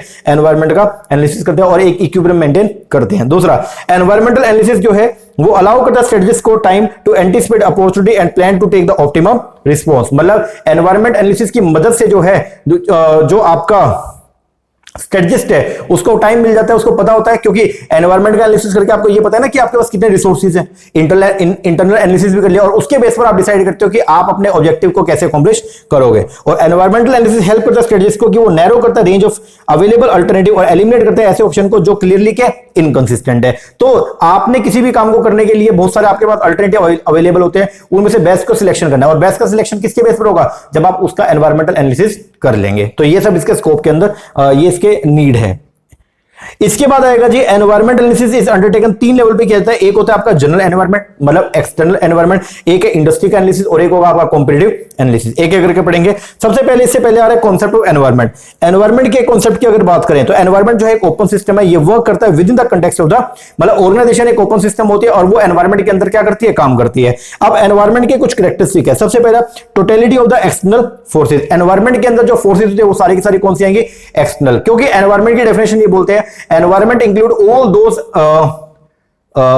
those factors which are not under the control of the enterprise। तो जो इंटरनल फैक्टर होते हैं वो तो कंपनी के कंट्रोल में होते हैं। तो यहां पे हम क्या बोलते हैं, एनवायरमेंट के अंदर वो सारे फैक्टर आएंगे जो क्या है, एक्सटर्नल फोर्सेज होती है, मतलब जो बाहर के फैक्टर होते हैं ना, सिर्फ वही इसका पार्ट बनते हैं। दूसरा interdependence of the forces. हर एक फोर्स एक दूसरे के ऊपर जो है वो क्या होती है, इंटरडिपेंडेंट है। इसका मतलब जैसे पॉलिटिकल फैक्टर से है वो आपके डिपेंड करते हैं इकोनॉमिक फैक्टर के ऊपर, इकोनॉमिक फैक्टर जो है पॉलिटिकल के ऊपर भी जो है वो क्या करते हैं, डिपेंड करते हैं। तो इसलिए बोलते हैं कि इंटरडिपेंडेंस है किसका, फोर्सेज का। तीसरा कॉम्प्लेक्सिटी। कॉम्प्लेक्सिटी इसलिए क्योंकि जो फैक्टर्स हैं वो हेट्रोजीनियस नेचर के हैं और उनमें लगातार चेंज होते रहते हैं, इसलिए उनको समझना थोड़ा सा हमारे लिए क्या होता है, कॉम्प्लेक्स काम होता है। इसके बाद वेरिएबिलिटी। वेरिएबिलिटी जो है वो ये बोलता है कि एनवायरमेंट जो आपके कंपोनेंट होते हैं ना, एनवायरमेंट में आने वाले जो कंपोनेंट है वो लगातार क्या होते रहते हैं, चेंज होते रहते हैं। तो इसलिए हम ये बोलते हैं कि फैक्टर जो है वो क्या है, वेरिएबल नेचर के। बट यहां पे जो मेन पॉइंट है ना वो ये है कि चेंज का रेट अपने को देखना होता है, भाई किस रेट से फैक्टर जो है वो क्या होते हैं, चेंज होते हैं। तो किस रेट से फैक्टर चेंज होता है उसके बेस पर दो चीजें आती हैं।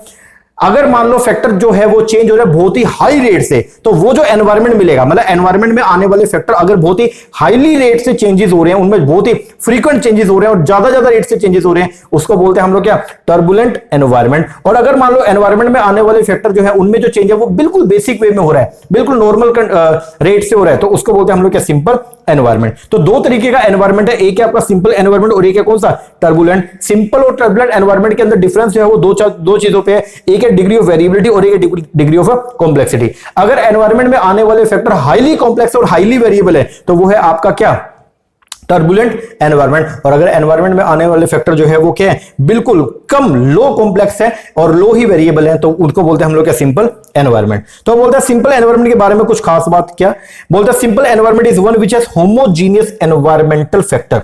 सिंपल एनवायरमेंट वो है जिसके अंदर होमोजीनियस नेचर के एनवायरमेंटल फैक्टर है, जिसमें क्या होता है, स्लो चेंज होता है इन दीज फैक्टर, और थोड़ा थोड़ा इसके अंदर क्या होगा, चेंजेस होगा। There is high degree of predictability of the simple environment because of the slow change in the environmental factor. क्योंकि फैक्टर्स में बहुत ही कम चेंज होता है, बहुत ही स्लो चेंज होता है, इसलिए यहां पे आप फैक्टर की जो प्रिडिक्टेबिलिटी है जो इजीली आप लगा सकते हो। आप देख सकते हो कि कौन सा फैक्टर आप किस दिशा के अंदर आगे क्या होगा, मूव होगा। ठीक है। दूसरा, हिस्टोरिकल स्ट्रेटजी जो है, जो पास्ट में आपने जो स्ट्रेटजी बना रखी थी वो भी आप उसको यूज कर सकते हो, क्योंकि वही पैटर्न बेसिकली क्या हो रहा है, फॉलो हो रहा है। तीसरा, रेट ऑफ ग्रोथ को आप लोग जो है कंप्यूट कर सकते हो, एंड ऑर्गेनाइजेशन की जो प्रॉफिटेबिलिटी है उसको लिंक किया जाता है किससे, इंडस्ट्री की ग्रोथ से। वही अगर बात करूंगा टर्बुलेंट एनवायरनमेंट का, जिसके अंदर बेसिकली हम ये बोलते हैं कॉम्प्लेक्सिटी बहुत ज्यादा होती है और प्लस में वेरिएबिलिटी बहुत ही ज्यादा होती है। तो उस एनवायरनमेंट के क्या क्या फीचर है, सबसे पहला, the environment is highly uncertain. Highly क्या होता है, अनसर्टेन नेचर का है। दूसरा, फुल ऑफ सरप्राइज से भरा होता है। तीसरा, ग्रोथ रेट जो है इंडस्ट्री का कैन नॉट बी एक्सट्रापोलेटेड, मतलब आप उसको कंप्यूट नहीं कर सकते। चौथा, हिस्टोरिकल स्ट्रेटजी जो है वो क्या होती है, सस्पेक्टेड होती है। इसका मतलब जो पास्ट में स्ट्रेटजी आपने फॉर्मुलेट किया था उसको आप सोचो कि मैं उसी को इंप्लीमेंट कर लूं, नहीं कर सकते। And profitability does not necessary follow the industry growth. ठीक है जी। इसके बाद आएगा, अब सबसे पहले नंबर पे आता है जनरल या स्पेसिफिक एनवायरनमेंट। अब ये कौन सा एनवायरनमेंट है, जनरल एनवायरनमेंट या स्पेसिफिक एनवायरनमेंट। इसके अंदर आएंगे आपका जैसे इकोनॉमिक हो गया, आपका पॉलिटिकल हो गया, लीगल हो गया, टेक्नोलॉजिकल हो गया, ये सब। और जो आपका स्पेसिफिक एनवायरनमेंट है उसके वो है आपका इंटरनल एनवायरनमेंट, जिसको बोलते हैं टास्क एनवायरनमेंट या फिर ऑपरेटिंग एनवायरनमेंट। सबसे पहले नंबर पे हम लोग जो है वो पढ़ेंगे कौन सा, जनरल एनवायरनमेंट के फैक्टर। शुरुआत में सिर्फ पेस्ट को इसमें इंक्लूड किया गया, पॉलिटिकल, इकोनॉमिक, सोशल, टेक्नोलॉजिकल, और बाद में इसके अंदर हम पेसल को लेके आए, जिसके अंदर हमने political, economic, social, technological, environmental, geographic and legal, इन सबको, इन सभी फैक्टर को हम क्या करते हैं, पढ़ते हैं। तो जो आपका एक्सटर्नल एनवायरनमेंट है उसमें सबसे पहले नंबर पे आता है आपका economic environment. Economic environment basically हम लोग ये देखते हैं कि इकोनॉमी के अंदर जो है इकोनॉमिक एक्टिविटी कौन कौन सी कंडक्ट की जा रही है। इसके अंदर हम बेसिक इकोनॉमिक कंडीशन देखते हैं कि इकोनॉमिक सिस्टम कैसा है, मतलब सोशलिज्म है, कैपिटलिज्म है, या फिर आपका जो है वो मिक्स इकोनॉमी है। दूसरा, नेशनल इनकम देखते हैं, मॉनेटरी पॉलिसी, फिस्कल पॉलिसी, ये सब देखते हैं। फिर इकोनॉमिक एनवायरनमेंट के अंदर ये हम लोग जो है वो फैक्टर मार्केट या फिर जो सप्लायर कंपोनेंट है उसको भी हम लोग यहाँ पे क्या करते हैं, रीड आउट करते हैं, मतलब जो आपके रॉ मेटेरियल का जो सप्लायर है या फिर जो फैक्टर प्रोडक्शन उनको भी देखते हैं।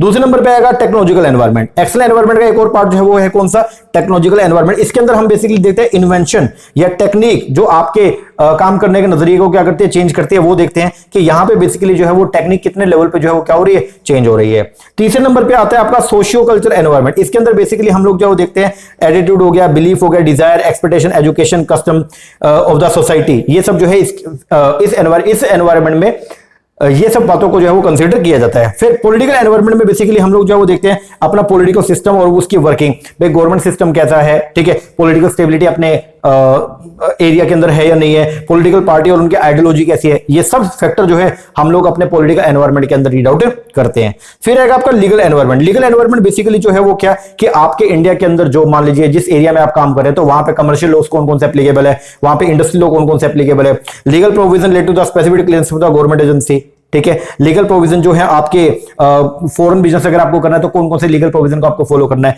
तो ये सब फैक्टर जो है वो आप देखते हो किसके अंदर, आपके लीगल एनवायरनमेंट में। ज्योग्राफिकल एनवायरनमेंट की अगर मैं बात करता हूं तो इसके अंदर क्या आएगा, ज्योग्राफिकल एनवायरनमेंट में हम लोग जो है वो टेरेस्ट्रियल एनवायरनमेंट देखते हैं अपने ह्यूमन सोसाइटी का। इसका मतलब हम यहाँ पे नेचुरल एनवायरनमेंट की जो क्या करते हैं, बात करते हैं, भाई जमीन जो है, मिट्टी कैसी है, पानी अवेलेबल है या नहीं है, ये सब चीज देखते हैं। ये जो है ये स्फीयर है, मतलब ये वो एरिया है जहां पे डायरेक्ट इंटरेक्शन होता है नेचर का किसके साथ में, सोसाइटी के साथ में, ठीक है जी। इसके बाद आएगा इंटरनेशनल एनवायरनमेंट। इंटरनेशनल एनवायरनमेंट के अंदर बेसिकली हम लोग ये देखते हैं कि इंटरनेशनल व्यू जो है वो क्या चल रहा है, मतलब लोग जो है वो ग्लोबलाइजेशन को प्रमोट कर रहे हैं, नहीं कर रहे हैं, कंपनीज एक दूसरे कंट्री के अंदर जाके ऑपरेट हो रही है, नहीं हो रही है, एमएनसी का स्कोप जो है वो क्या चल रहा है, ये सब। तो ये सब जो आपने सात जो कंपोनेंट देखे, ये सब आते हैं किसके अंदर, आपके एक्सटर्नल एनवायरनमेंट में। और उसको एक्सटर्नल इसलिए बोलते हैं क्योंकि इन फैक्टर्स के ऊपर या इन कंपोनेंट्स के ऊपर बिजनेस का जो है वो डायरेक्ट कंट्रोल नहीं होता। इसके बाद आएगा इंडस्ट्री एनालिसिस। अब इंडस्ट्री का एनालिसिस करने के लिए हम दो चीजें जो है वो देखते हैं बेसिकली, एक तो आएगा नेचर ऑफ इंडस्ट्री और एक आएगा कॉम्पिटिटिव फोर्सेस। अब इंडस्ट्री क्या है, पहले तो ये बात समझना, इंडस्ट्री बेसिकली जो है एक जैसे जो फॉर्म्स है उन सबका कॉम्बिनेशन, डिफरेंट डिफरेंट फॉर्म्स का जो कॉम्बिनेशन है उसको बोलते हैं हम लोग क्या, एक पर्टिकुलर इंडस्ट्री। अब यहां पे इंडस्ट्री को एनालाइज करने के लिए दो चीजें आपको चेक करनी है, एक तो देखना नेचर कैसा इंडस्ट्री का और दूसरा देखना कॉम्पिटिटिव फोर्सेस।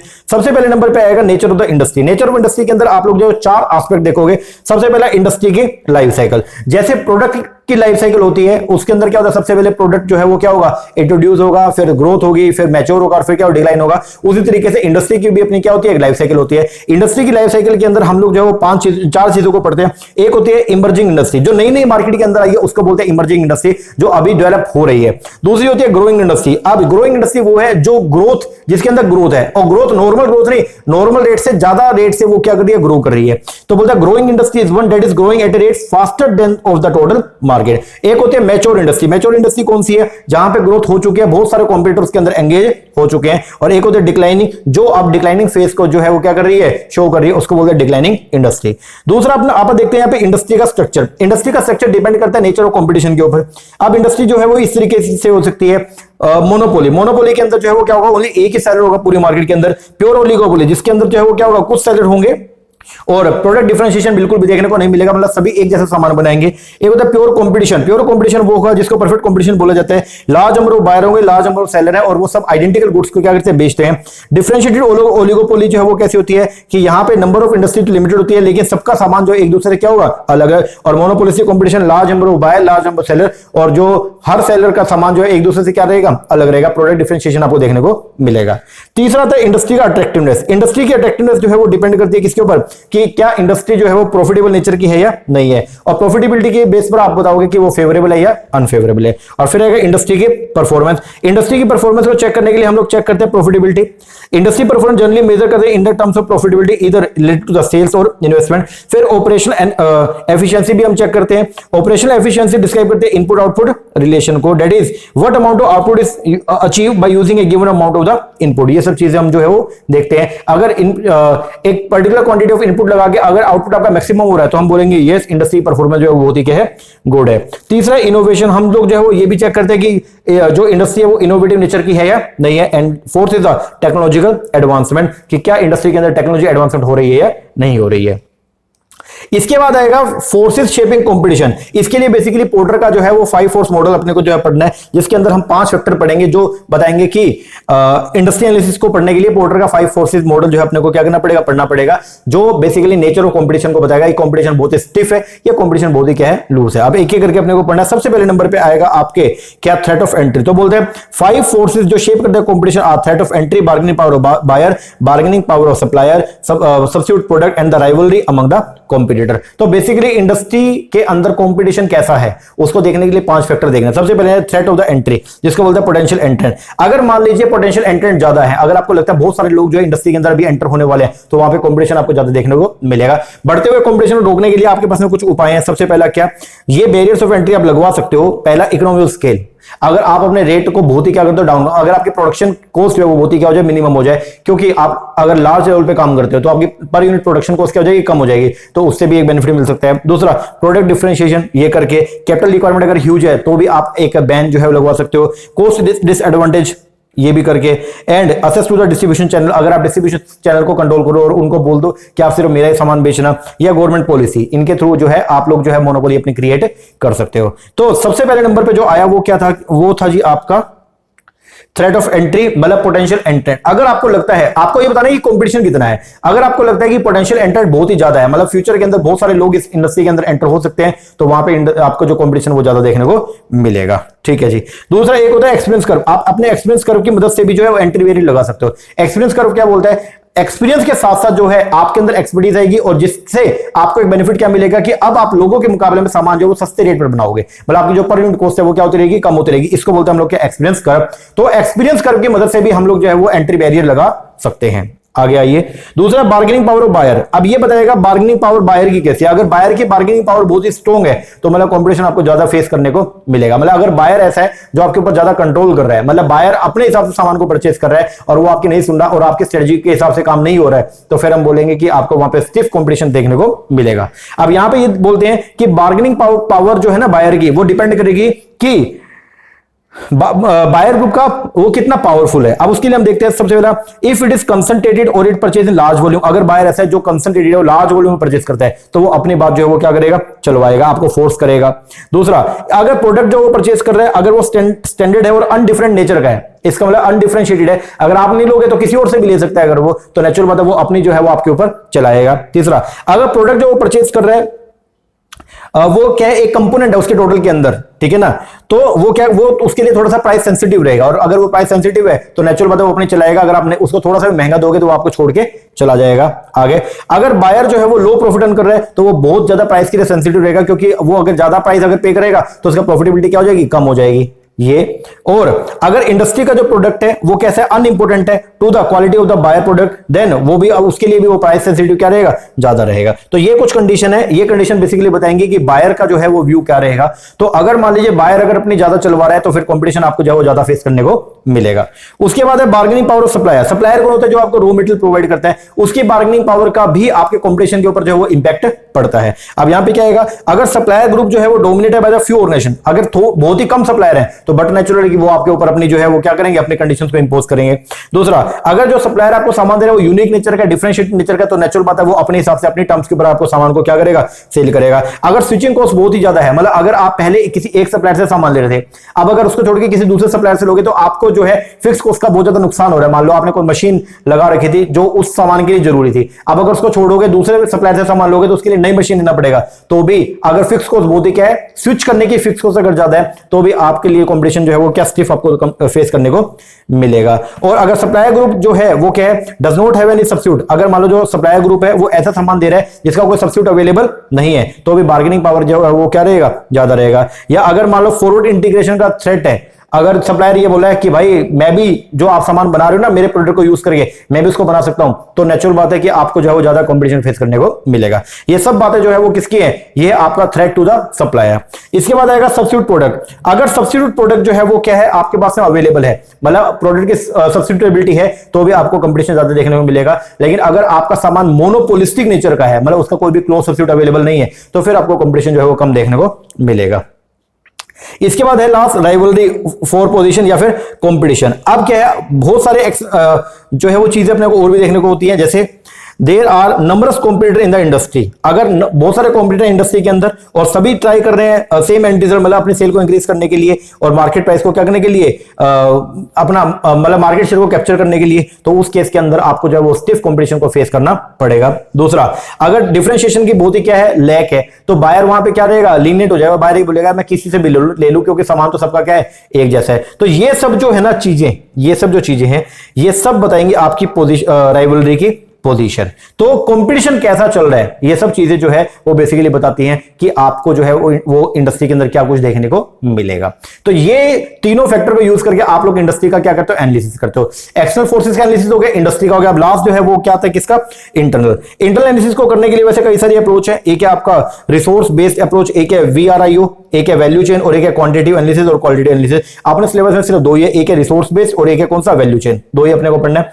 तो रिसोर्स बेस्ड व्यू एनालिसिस जो है वो तो ये बोलता है कि ऐसा कौन सा रिसोर्स आपके पास अवेलेबल है, मतलब ऐसा कौन सा साधन आपके पास में अवेलेबल है जिसके बेस पर आप कंपटीशन को क्या कर सकते हो, डेवलप कर सकते हो, उसको बोलते हैं रिसोर्स बेस्ड व्यू एनालिसिस। तो यहां पे आप लोग बेसिकली आइडेंटिफाई करते हो ऐसे की रिसोर्स को जिसके बेस पर आप कंपटीशन कर सकते हो, और इवैल्यूएट करते हो कि क्या वो रिसोर्स जो है वो ये कंडीशन को फुलफिल कर रहा है, क्या वो वैल्यूएबल है, क्या वो रेयर है, क्या वो इम्परफेक्टली इमिटेबल है, मतलब क्या उसकी नकल हो सकती है, और क्या वो नॉन सब्स्टिट्यूटेबिलिटी उसके अंदर है या नहीं है। अगर ये कंडीशन उसमें सेटिस्फाई कर रहा है तो हम बोलेंगे यस ये वो रिसोर्स है जिसके बेस पर आप लोग कंपटीशन को फेस कर सकते हो।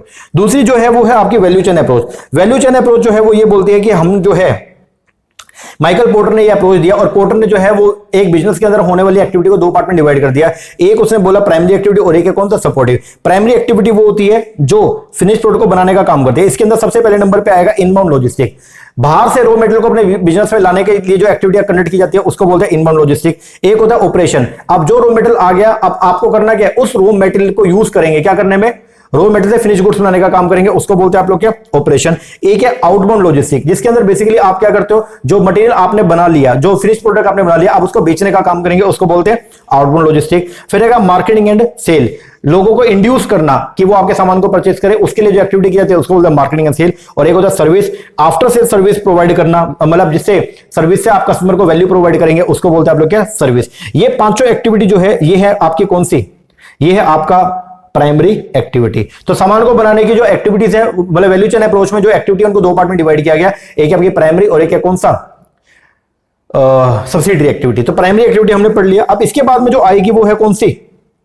Supporting activity. जो प्राइमरी एक्टिविटी को अपना काम ऑनगोइंग बेसिस पे पूरा करने में क्या करती है, मदद करती है, वो है फर्म का इंफ्रास्ट्रक्चर। हम लोग जो है वो रिव्यू करते हैं फर्म का इंफ्रास्ट्रक्चर कैसा है, मतलब यहां पे देखते हैं फर्म की अकाउंटिंग कैसी है, फर्म के फाइनेंस पोजीशन जो है वो कैसी है, फर्म का लीगल सेक्रेटरियल स्ट्रेटेजिक प्लानिंग जो है वो कैसी है। दूसरा है ह्यूमन रिसोर्स मैनेजमेंट, आपकी ह्यूमन रिसोर्स कैसी है, क्या आपकी ह्यूमन रिसोर्स कॉम्पिटिटिव नेचर की है, ये हम देखते हैं। फिर आएगा आपका टेक्नोलॉजिकल डेवलपमेंट, आपकी इंडस्ट्री के अंदर जो है वो टेक्निक में कैसा काम हो रहा है, मतलब ये है कि प्रोडक्शन प्रोसेस आपका जो है वो कैसा है, किस तरीके से आप अपने जो है वो क्या बेसिकली अपने प्रोसेस को आप कैसे जो है वो क्या करो, इंप्रूव कर रहे हो सामान को बनाने का।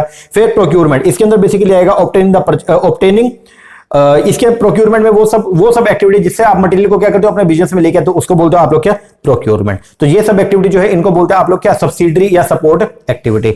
इसके बाद आएगा क्या क्या स्टेप उठाते हैं आप वैल्यू चेन एनालिसिस के लिए।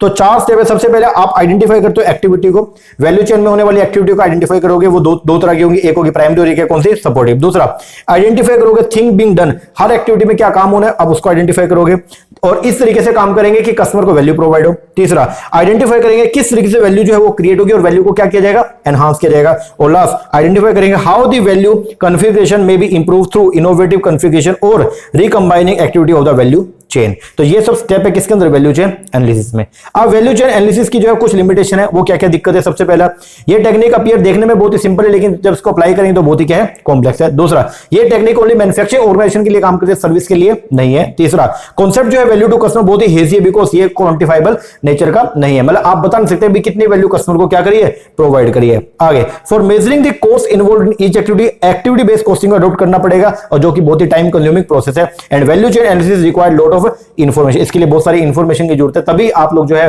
वो वैल्यू चेन एनालिसिस को जो है वो अपने बिजनेस के अंदर अडॉप्ट कर सकते हो। तो ये सब जो है उसकी क्या है, कमियां हैं। ओके जी सर, लो जी, ये हो गया जी आपका चैप्टर नंबर 2। अब आएंगे चैप्टर नंबर 3 के ऊपर, चैप्टर नंबर 3 पे, जिसका नाम जो है वो स्ट्रेटजी का फॉर्मुलेशन। इस चैप्टर के अंदर अपने को जो है वो कौन कौन से टॉपिक पढ़ने हैं, इसके अंदर अपने को पढ़ना है सबसे पहले तो अपना स्वोट एनालिसिस, स्वोट के बाद में अपने को जो है वो पढ़ना है साथ में टोज, स्वोट के साथ साथ जो है वो अपने को पढ़ना है टोज एनालिसिस, TOWS, ठीक है। फिर इसके बाद में कॉर्पोरेट स्ट्रेटजीज, ग्रोथ स्ट्रेटजी कौन कौन सी है, स्टेबिलिटी हो गया, रिट्रेंचमेंट हो गया, इंटीग्रेशन डाइवर्सिफिकेशन हो गया, बिजनेस पोर्टफोलियो एनालिसिस हो गया, जिसके अंदर आपके तीनों आएंगे बिजनेस पोर्टफोलियो एनालिसिस में। एक आएगा BCG मॉडल, एक आएगा GE बिजनेस मॉडल और एक आएगा Ansoff product market growth model. तो ये एक एक करके शुरू करते हैं। सबसे पहले नंबर पे जो है वो आया स्वोट एनालिसिस। स्वोट एनालिसिस की अगर बात करें, ये स्वोट को डिफाइन करते हैं स्ट्रेंथ, वीकनेस, अपॉर्चुनिटी, थ्रेट से। तो स्वोट एनालिसिस जो है वो इवॉल्व किया है स्टैनफोर्ड रिसर्च इंस्टीट्यूट US के द्वारा इन 1960 में। तो 1960 के अंदर जो है वो ये जो स्टैनफोर्ड रिसर्च इंस्टीट्यूट है, इसने स्वोट एनालिसिस को जो है वो क्या किया, इवॉल्व किया। इसके अंदर बेसिकली जो है वो हम लोग ये देखते हैं एक ऑर्गेनाइजेशन के इंटरनल और एक्सटर्नल एनवायरनमेंट को जो है वो रीड आउट किया जाता है। अब इंटरनल एनवायरनमेंट को पढ़ने के लिए हम लोग जो है वो ऑर्गेनाइजेशन के स्ट्रेंथ और ऑर्गेनाइजेशन की वीकनेस को देखते हैं, और एक्सटर्नल एनवायरनमेंट के अंदर हम लोग जो है वो एक एक्सटर्नल एनवायरनमेंट के अंदर एस्टेब्लिश अपॉर्चुनिटी और थ्रेट को देखते हैं। तो सबसे पहले नंबर पे आता है जी आपका, इन चारों को पढ़ते हैं, वो स्ट्रेंथ क्या है। स्ट्रेंथ की अगर बात करें, स्ट्रेंथ वो क्वालिटी है जो एक ऑर्गेनाइजेशन को एक ऑर्गेनाइजेशन को कैपेबल बनाती है अपने ऑब्जेक्टिव को क्या करने में, पूरा करने में। स्ट्रेंथ दो तरीके से आपको देखने को मिलेगी, कुछ टेंजिबल भी होती है, कुछ इंटेंजिबल भी होती है। टेंजिबल स्ट्रेंथ का मतलब हो गया जो ह्यूज फाइनेंशियल रिसोर्स अगर आपके पास में अवेलेबल है, फेवरेबल लोकेशन अगर आपके पास में है, तो ये है आपका क्या, टेंजिबल स्ट्रेंथ। और इंटेंजिबल स्ट्रेंथ के अंदर आएगा बेसिकली क्या, वो सब स्ट्रेंथ जो आपके जैसे आपका लर्निंग कैपेबिलिटी कैसी है ऑर्गेनाइजेशन की, ठीक है ना, ये या एक ऑर्गेनाइजेशन की इमेज कैसी है, ये आपकी कौन सी इंटेंजिबल स्ट्रेंथ। दूसरे नंबर पे आएगा वीकनेस। वीकनेस भी जो है वो क्या होता है, इनहेरेंट होती है, मतलब कंपनी की जो वीकनेस, कंपनी के अंदर कुछ ऐसी कमी है उसको वीकनेस बोलते हैं। वीकनेस आता है लिमिटेशन या कंस्ट्रेंट है जो एक ऑर्गेनाइजेशन को अपने ऑब्जेक्टिव को पूरा करने में क्या करती है, रोक लगाते हैं, उसको बोलते हैं हम लोग क्या, वीकनेस। तो वीकनेस जो है वो कैसी है, अगर मान लो ये बात ध्यान रखना, अगर कंटिन्यू वीकनेस रहेगी ना ऑर्गेनाइजेशन में, तो वो उसकी जो ऑर्गेनाइजेशन की सक्सेस के जो चांसेस है उसको डिटरेट कर देगा, मतलब उसको खत्म कर देगा, ठीक है ना।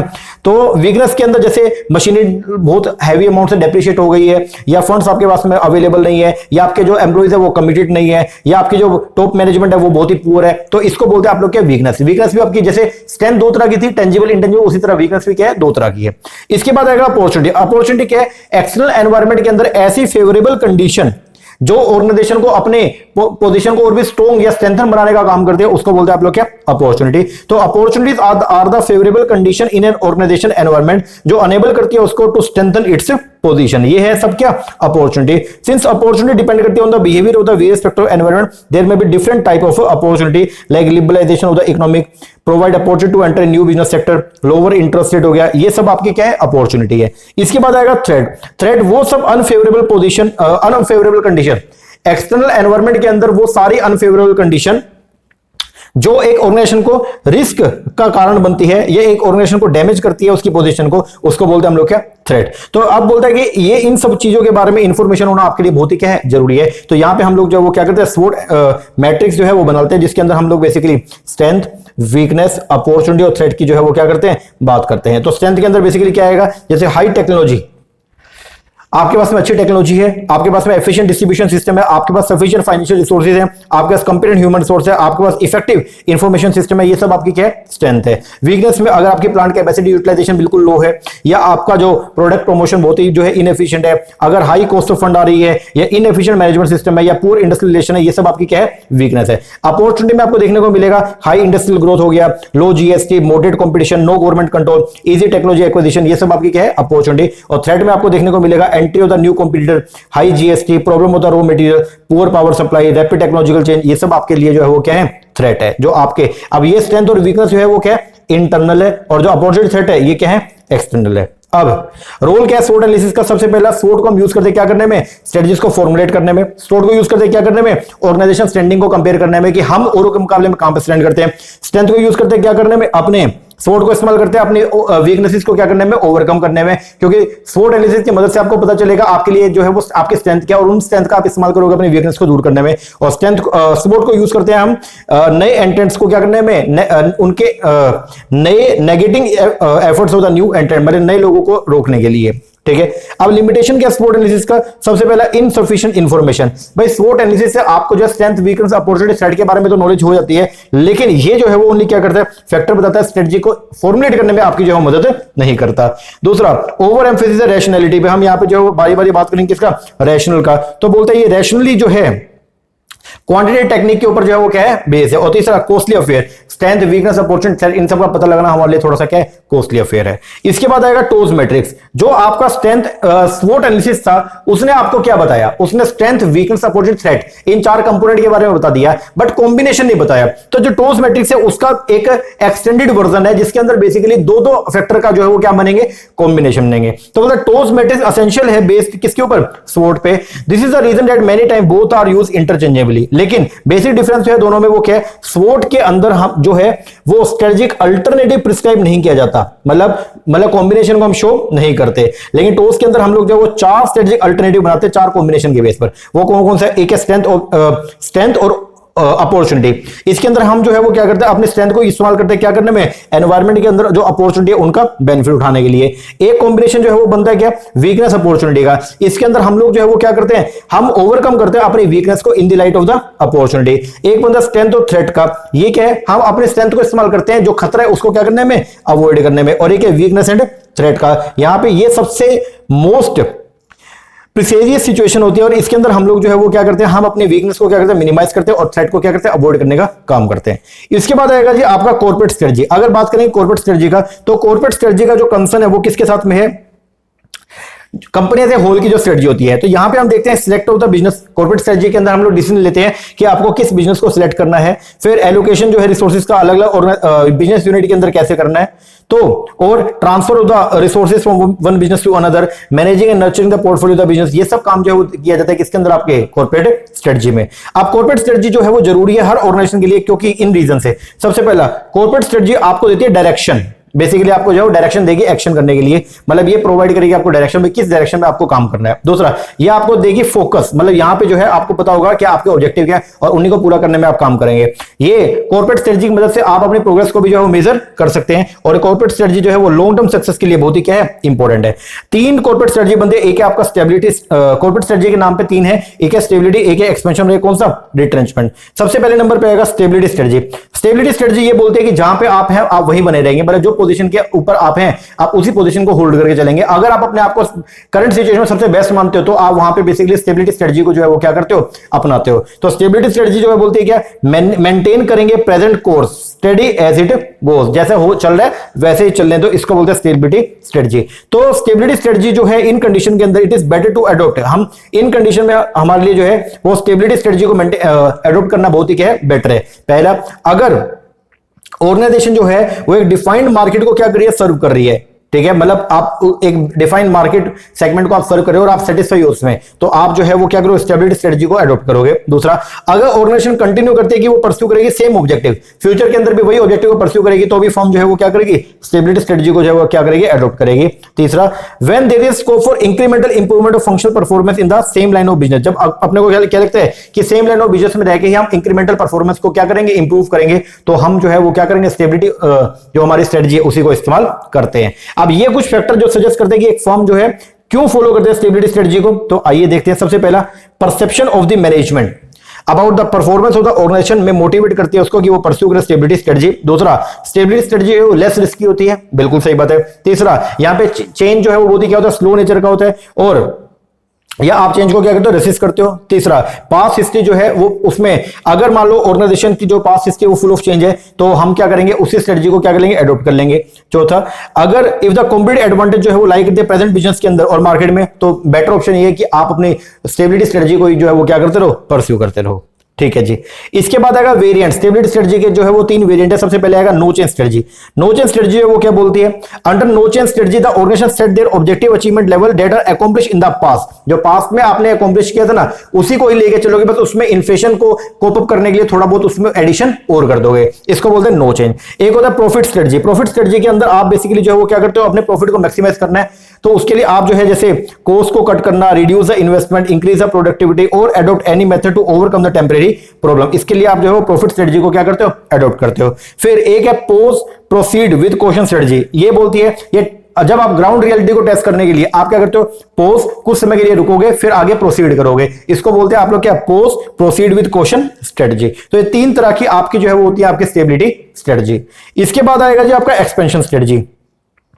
एक्सपेंशन स्ट्रेटजी जिसको हम क्या ग्रोथ स्ट्रेटजी बोलते हैं। अब एक्सपेंशन किस में करनी है, सेल्स में भी एक्सपेंशन हो सकता है, प्रॉफिट में भी एक्सपेंशन हो सकता है, या एसेट्स के अंदर भी एक्सपेंशन हो सकता है। अब ये बोलता है growth under the expansion strategy को डिफरेंशिएट होता है फ्रॉम नॉर्मल ग्रोथ से which is organisation can achieve through the normal experience curve. तो बोलता है ग्रोथ स्ट्रेटजी के अंदर आपका जो ग्रोथ रेट रहेगा वो नॉर्मल से जो है वो क्या रहेगा, ज्यादा रहेगा। अब क्वेश्चन ये आता है एक्सपेंशन स्ट्रेटजी को हम क्यों फॉलो करते हैं। तो सबसे पहले नंबर पे है लॉन्ग रन के अंदर ग्रोथ जो है वो क्या है, सर्वाइवल के लिए बहुत जरूरी है, इसलिए हम लोग जो है वो स्टेबिलिटी को छोड़ के एक्सपेंशन स्ट्रेटजी को क्या करते हैं, अडॉप्ट करते हैं। दूसरा, एक्सपेंशन जो है वो ऑफर करता है बहुत सारी इकोनॉमीज। अगर आप एक्सपेंशन करेंगे तो आप बल्क के अंदर प्रोडक्शन करेंगे जिससे आपको बहुत सारे इकोनॉमी ऑफ स्केल जो है वो क्या होगा, रिसीव होगा। तो इकोनॉमिक्स को रिसीव करने के लिए हम लोग जो है वो एक्सपेंशन स्ट्रेटजी को अडॉप्ट करते हैं। तीसरा, managerial motivation to do so.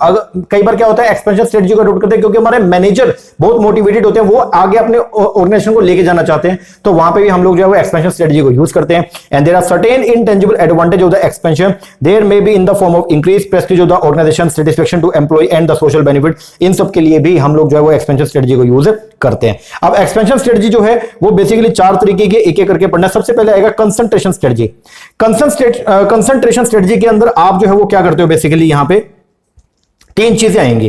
Concentration में आप एग्जिस्टिंग प्रोडक्ट के ऊपर जो है वो क्या करेंगे, कंसंट्रेट करेंगे अपने आप को एक्सपेंड करने के लिए। Concentration strategy involve expansion of the present line of business. जिस लाइन ऑफ बिजनेस के अंदर आप हो उसी के अंदर ही आप रहोगे, मतलब उसी में रहते हुए आप क्या करोगे, एक्सपेंड करोगे। अब कंसंट्रेशन स्ट्रेटजी को ग्रोथ थ्रू इंटेंसिफिकेशन भी बोला जाता है। अब यहां पे जो है वो तीन तरह से आएगी। सबसे पहले है मार्केट पेनिट्रेशन।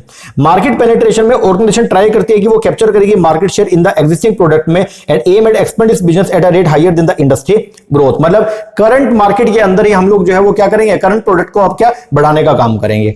दूसरा है मार्केट डेवलपमेंट। इसके अंदर क्या होगा, जब हम करंट प्रोडक्ट को जो है वो नई नई मार्केट में लेके जाएंगे, मतलब सामान वही है लेकिन नई मार्केट के अंदर एंटर करें, उसको बोलते हैं मार्केट डेवलपमेंट। और एक प्रोडक्ट डेवलपमेंट जिसके अंदर जो है वो हम लोग क्या करते हैं, नए प्रोडक्ट को जब हम जो है वो क्या करते हैं, नए मार्केट सेगमेंट में लॉन्च करते हैं, उसको बोलते हैं प्रोडक्ट डेवलपमेंट। नए प्रोडक्ट को सेम मार्केट में लॉन्च करना इज अ प्रोडक्ट डेवलपमेंट। जब प्रोडक्ट के अंदर हम थोड़े बहुत क्या करते हैं, चेंजेस करके उसको नई मार्केट में लॉन्च करते हैं, उसको बोलते हैं प्रोडक्ट डेवलपमेंट। और अगर नए सामान को नई मार्केट में लेके जाना, उसको बोलते हैं डाइवर्सिफिकेशन। ठीक है ना, आगे ये। इसके बाद दूसरी स्ट्रेटजी आती है कौन सा, इंटीग्रेशन का। इंटीग्रेशन स्ट्रेटजी ये बोलती है जब हम क्या करते हैं, दो या दो से ज्यादा चीजों को एक साथ जोड़ने का काम करते हैं ताकि इफेक्टिव तरीके से काम किया जा सके, उसको बोलते हैं इंटीग्रेशन। इंटीग्रेशन दो तरीके से, एक है हॉरिजॉन्टल, एक है वर्टिकल। वर्टिकल में बैकवर्ड फॉरवर्ड दोनों आएगा। हॉरिजॉन्टल इंटीग्रेशन स्ट्रेटजी कौन सी होती है, जब कोई कंपनी जो दूसरी कंपनी को जो कि सेम लाइन ऑफ बिजनेस के अंदर उसको अपने साथ में जोड़ के काम करती है, उसको बोलते हैं हॉरिजॉन्टल इंटीग्रेशन स्ट्रेटजी। मतलब सेम लाइन ऑफ बिजनेस वाली कंपनी को क्या कर लिया आपने, एक्वायर कर लिया, उसको बोलते हैं हॉरिजॉन्टल इंटीग्रेशन स्ट्रेटजी। तो हॉरिजॉन्टल में सेम लाइन ऑफ बिजनेस है और डिफरेंट लाइन ऑफ बिजनेस जो है वो आएगा किसके अंदर, वर्टिकल। वर्टिकल इंटीग्रेशन स्ट्रेटजी के अंदर हम लोग जो है वो क्या करते हैं, डिफरेंट जो entity different line of business के अंदर एंगेज है, जब आप उसको टेक ओवर कर लेंगे उसको बोलते हैं आप लोग क्या, वर्टिकल। अब वर्टिकल दो तरीके से, फॉरवर्ड, बैकवर्ड। जब आप किसी ऐसे कंपनी को एक्वायर करते हैं जो आपको डिस्ट्रीब्यूशन सिस्टम प्रोवाइड करेगी, उसको बोलते हैं फॉरवर्ड वर्टिकल। और अगर आप किसी ऐसी कंपनी को एक्वायर करें जो आपको रॉ मटेरियल प्रोवाइड करेगी, उसको बोलते हैं बैकवर्ड वर्टिकल। इसके बाद आएगा डाइवर्सिफिकेशन। डाइवर्सिफिकेशन ये बोलता है it is a process of entry into the business which is new to the organisation, इधर मार्केट वाइज, टेक्नोलॉजी वाइज या फिर बोथ। इसको बोलते हैं आप लोग क्या, डाइवर्सिफिकेशन। आगे अब ये बोलता है कई बार डाइवर्सिफिकेशन इतना ज्यादा अच्छा हो जाता है कंपनी के लिए कि कंपनी अपना मेन काम करना बंद कर देगी और डाइवर्सिफाइड प्रोडक्ट के ऊपर जो है वो ज्यादा फोकस करना शुरू कर देगी। एग्जांपल बता रखे थे, एक बार देख लेना। अब पैटर्न बता रखे डाइवर्सिफिकेशन का, एक होता है कंसेंट्रिक डाइवर्सिफिकेशन। कंसेंट्रिक डाइवर्सिफिकेशन को रिलेटेड भी बोलते हैं। जब आप अपने नए बिजनेस को डाइवर्सिफाई करें जो कहीं ना कहीं आपके पुराने बिजनेस से क्या रिलेटेड है, उसको बोलते हैं कंसेंट्रिक। कंसेंट्रिक मतलब आप कंसेंट्रेट आपका जो है वो क्या है, मतलब आप कर तो रहे हो, डाइवर्सिफाई तो हो रहे हो, नए प्रोडक्ट लाइन के अंदर आप एंटर कर रहे हो, लेकिन उस नए प्रोडक्ट लाइन का पुराने प्रोडक्ट लाइन से थोड़ा बहुत जो है वो रिलेशन है, उसको बोलते हैं कंसेंट्रिक। एक होता है कॉन्ग्लोमरेट, जब आप अनरिलेटेड डाइवर्सिफिकेशन करते हो, इसका मतलब आप ऐसे बिजनेस लाइन के अंदर एंगेज होगे जिसका पुराने बिजनेस लाइन से कोई भी लेना देना नहीं है। इसके बाद तीसरी स्ट्रेटजी और आती है, जिसको बोलते हैं हम क्या, रिट्रेंचमेंट। दो भी पढ़ लिया, एक पढ़ लिया स्टेबिलिटी, एक पढ़ लिया आपने एक्सपेंशन। अब तीसरा कौन सा, रिट्रेंचमेंट। रिट्रेंचमेंट वर्ड जो है जनरली एचआरएम से आया, जिसके अंदर बेसिकली हम लोग क्या करते हैं, एग्जिस्टिंग एम्प्लॉय को हटाने का काम करते हैं, उसको बोलते हैं हम लोग क्या, रिट्रेंचमेंट। तो बोलते हैं retrenchment as use in the field of human resource management, it denotes separation of employ mainly due to decrease amount of work owing to recession और ऑर्गेनाइजेशन ऑफ वर्क। अब यहां पे जो है वो क्या बोलते हैं, रिट्रेंचमेंट के अंदर जो है तीन तरह की स्ट्रेटजी आएगी। सबसे पहले नंबर पे जो आया इसके अंदर वो है कौन सा, टर्न अराउंड। टर्न अराउंड के अंदर आप जो है वो क्या करते हो, कटबैक स्ट्रेटजी बोलते हैं। एग्जिस्टिंग सामान के ऊपर ही हम लोग जो है वो क्या करेंगे, फोकस करेंगे और इसमें जो है वो क्या करेंगे, प्रेजेंट लाइन ऑफ बिजनेस के ऊपर ही जो हम लोग क्या करते हैं, अपनी पोजीशन को होल्ड करते हैं, बस कॉस्ट को क्या करेंगे, कट डाउन करेंगे। इसको बोलते हैं आप लोग क्या, टर्न अराउंड। एक होता है डाइवर्समेंट, जो प्रोडक्ट लाइन या एक पर्टिकुलर लाइन ऑफ बिजनेस जो हमको लगता है कि हमारे ज्यादा काम के नहीं है तो उसको हम क्या कर देंगे, बंद कर देंगे, उसको बोलते हैं डाइवर्समेंट। और एक होता है लिक्विडेशन, जब पूरी बिजनेस को हम क्या करते हैं, डाइल्यूट कर देंगे, या पूरे बिजनेस को अगर आप क्या कर दो, बंद कर दो, उसको बोलते हैं लिक्विडेशन स्ट्रेटजी। इसके बाद आएगा business portfolio analysis. Business portfolio analysis होता है बेसिकली जो मल्टी बिजनेस फर्म होती है, मतलब ऐसी कंपनी जो कई सारे बेसिकली मल्टी प्रोडक्ट कंपनीज जो कई सारे बिजनेस में एंगेज है, कई सारे प्रोडक्ट को बना रही होती है, तो उनके लिए बेसिकली हम लोग बिजनेस पोर्टफोलियो एनालिसिस पढ़ते हैं। इसके अंदर बेसिकली अपने को तीन स्ट्रेटजी जो है वो पढ़ के जानी है। तीन कौन कौन सा, एक है बीसीजी। बीसीजी है Boston consulting group growth matrix. इसके अंदर बेसिकली हम लोग जो है वो क्या करेंगे, दो फैक्टर को कंसीडर करते हैं। एक है रिलेटिव मार्केट शेयर, जो प्रोडक्ट है उसका मार्केट शेयर क्या है, और दूसरा मार्केट ग्रोथ रेट क्या चल रहा है, ठीक है ना। इसके बेस पर जो है वो क्या होगा, चार फैक्टर आपके सामने जो है वो निकल के आएंगे। तो पहले क्या बोलते हैं, बीसीजी ग्रोथ शेयर मैट्रिक्स जो है वो डेवलप किया बोस्टन कंसल्टिंग ग्रुप ने यूएस के अंदर, और इसके अंदर बेसिकली हम दो डायमेंशन को चेक करते हैं, मतलब चार फैक्टर है उनके दो डायमेंशन को चेक करेंगे, मार्केट ग्रोथ रेट और रिलेटिव मार्केट शेयर। अब क्या क्या बनेगा इसके अंदर, बेसिकली चार सेल बनेंगे आपके। सबसे पहले आएगा स्टार, ये देख लो एक बार, अगर मार्केट शेयर भी हाई है और ग्रोथ रेट भी हाई है तो उसको बोलते हैं स्टार। मार्केट शेयर जो है वो तो क्या है, हाई है, लेकिन ग्रोथ रेट कम है, उसको बोलते हैं कैश काउ। अगर मान लीजिए मार्केट शेयर जो है वो लो है लेकिन ग्रोथ हाई है, उसको क्वेश्चन मार्क। और अगर मान लो मार्केट जो शेयर है वो आपका जो है वो क्या है, आपका लो है और ग्रोथ भी लो है, तो उसको बोलते हैं डॉग्स। एक एक करके पढ़ेंगे। सबसे पहले अगर आपका बिजनेस जो है, किस बिजनेस को स्टार बोलेंगे, ये चार अलग अलग प्रोडक्ट बोल दो या बिजनेस बोल दो, किस बिजनेस को स्टार बिजनेस बोलेंगे? अगर मान लीजिए वो बिजनेस जिनका क्या है, मार्केट शेयर बहुत ही हाई है और हाई ग्रोथ रेट है, ठीक है, इसको बोलते हैं आप लोग क्या, स्टार। ये रिप्रेजेंट करते हैं best profit and growth opportunity को, ठीक है। तो ऐसे बिजनेस को क्या करना चाहिए, लॉन्ग रन के लिए नर्चर करना चाहिए। दूसरा, कैश काउ किसको बोलोगे, जिसमें हाई मार्केट शेयर है इन लो ग्रोथ मार्केट, मतलब मार्केट, ऐसे बिजनेस जिनका मार्केट शेयर बहुत क्या है, हाई है, लेकिन वहां पे ग्रोथ क्या है, कम है, तो उसको बोलते हैं कैश काउ। ये कंपनी को जो है वो एडिक्वेट कैश रिसोर्सेज जो है वो प्रोवाइड करवाने का काम करती है। अगर इस पर और भी थोड़ा सा फोकस करेंगे तो फिर आप इसको स्टार में कन्वर्ट कर सकते हैं। तो बोलते हैं cash cow are not very attractive for the long term development but they are needed to generate cash to meet the organisation requirement such as the overhead, dividend, investment etcetera. इसके बाद आएगा question mark. Question mark एक ऐसा business जो basically जहां पे आपका market share बहुत ही लो है लेकिन वो मार्केट कैसी है, ग्रोइंग मार्केट है। अगर आप इसके अंदर कुछ पैसे डालोगे तो ये मतलब क्वेश्चन मार्क को आप जो स्टार में कन्वर्ट कर दोगे। तो बोलते हैं in case of question mark business there are two alternative to grow them into star अगर एडिशनल इन्वेस्टमेंट, क्योंकि जितना इन्वेस्टमेंट आप उसके अंदर डालोगे उतना मार्केट शेयर आपका क्या होगा, बढ़ेगा, तो वो आपके स्टार में कन्वर्ट हो जाएगा। या आप उनको डाइवेस्ट कर लो या उनसे पैसा आप क्या कर लो, निकाल लो। और चौथा जो है वो क्या है, डोग्स, ऐसा बिजनेस यूनिट जो बेसिकली जिसका मार्केट में शेयर भी जो है वो क्या है, कम है, और जो उस बिजनेस के अंदर जो ग्रोथ रेट है वो भी क्या चल रही है, कम चल रही है, तो ऐसे बिजनेस को बोलते हैं हम लोग क्या, डोग्स बोलते हैं। और यहां पे कॉम्पिटिटिव पोजीशन बहुत ही क्या होती है, लो होती है, ठीक है ना। तो अब अलग अलग के लिए अलग आपको बता दिया। अब बोलता है बीसीजी मैट्रिक्स जो है ना वो एक वैल्यूएबल टेक्निक है इवेल्यूएट करने का strategic alternative particularly for the multi business organisation, कि अलग अलग बिजनेस ऑर्गेनाइजेशन के लिए अगर आप कोई ऐसी ऑर्गेनाइजेशन में एंगेज हो जो कई सारे प्रोडक्ट बनाने का काम कर रही है, तो वहां पे आप डिसीजन मेकिंग कैसे करोगे, वो करोगे with the help of the BCG matrix, ठीक है जी। आप बोलते हैं बीसीजी मैट्रिक्स दो आपको वैल्यूएबल कंट्रीब्यूशन प्रोवाइड करते हैं। पहला तो ये आपको स्पेसिफिक रोल प्रोवाइड करते हैं अलग अलग बिजनेस यूनिट को, और दूसरा ये आपको इंटीग्रेशन प्रोवाइड करते हैं और द मल्टीपल बिजनेस के लिए। अब लिमिटेशन कुछ बता रहे हैं। सबसे पहले बोलते हैं, ये देखो क्या बोलता है, ये जो 4 सेल मैट्रिक्स बनाया ना, यहां पे आपने सिर्फ दो ही चीज को लेके चले, या तो हाई या फिर लो को, मतलब मीडियम की आपने बात ही नहीं करी। दूसरा, 4 सेल मैट्रिक्स जो है वो आपको कंसीडरेशन देते हैं दो चीजों पे, रिलेटिव मार्केट शेयर पोजीशन और द ग्रोथ रेट को। तो बोलता है no doubt these are the important dimension, लेकिन इसके अलावा और भी बहुत सारे डायमेंशन जिसके बेस पर आप लोग जो बिजनेस को क्या करोगे, इवेल्युएट करोगे। फिर बोलता है लॉन्ग टर्म प्रॉफिटेबिलिटी जो है it is subject to variety of influence, ठीक है, no directly tied to the growth and the market share. तो बोलता है लॉन्ग टर्म प्रॉफिटेबिलिटी पे और भी कई सारे फैक्टर का प्रभाव पड़ता है, ना कि सिर्फ मार्केट शेयर का और किसका, ग्रोथ का। फिर बीसीजी मॉडल जो है उसमें दो डायमेंशन आते हैं, एक कहता है बिजनेस ग्रोथ रेट और एक आएगा क्या, market share. At the time जब आप इवेल्यूएट करेंगे स्ट्रेटेजिक अल्टरनेटिव को, it means any new business, जो भी नया बिजनेस फिर तो उसका एनालिसिस हो ही नहीं पाएगा क्योंकि उसका मार्केट शेयर तो बिल्कुल भी नहीं होता। इस कंटेक्स्ट में बोलते हैं कि ये जो बीसीजी मैट्रिक्स है वो ज्यादा अच्छी नहीं है। फिर बोलते हैं सक्सेस जो है बिजनेस की उसको हम प्योरली मार्केट शेयर या मार्केट ग्रोथ के बेस पर जो है वो मेजर नहीं कर सकते हैं। और दूसरा, अलग अलग जो आपने वर्ड यूज किया, star, cash cow, question mark, dogs, अब कौन पर्सन अपने बिजनेस को डॉग बोलेगा? अब देखो ये बोलते हैं कि नोमेनक्लेचर जो यूज किया गया वो इंडियन कंटेक्स्ट के लिए ज्यादा अच्छा नहीं है। तो ये सब जो है कुछ लिमिटेशन है किसका, आपके बीसीजी मैट्रिक्स का। फिर इसका नया वर्जन जो, इसकी जो कमियां थी क्योंकि इसमें दो ही फैक्टर को लेके चले और फिर क्या लो और हाई लेके चल रही है, तो इस जो आपका मेथड था इसका नया वर्जन जो है वो निकल के आया, उसको बोलते हैं हम लोग क्या, GE 9 सेल प्लानिंग ग्रिड। इसको बोलते हैं स्टॉप लाइट स्ट्रेटजी मॉडल।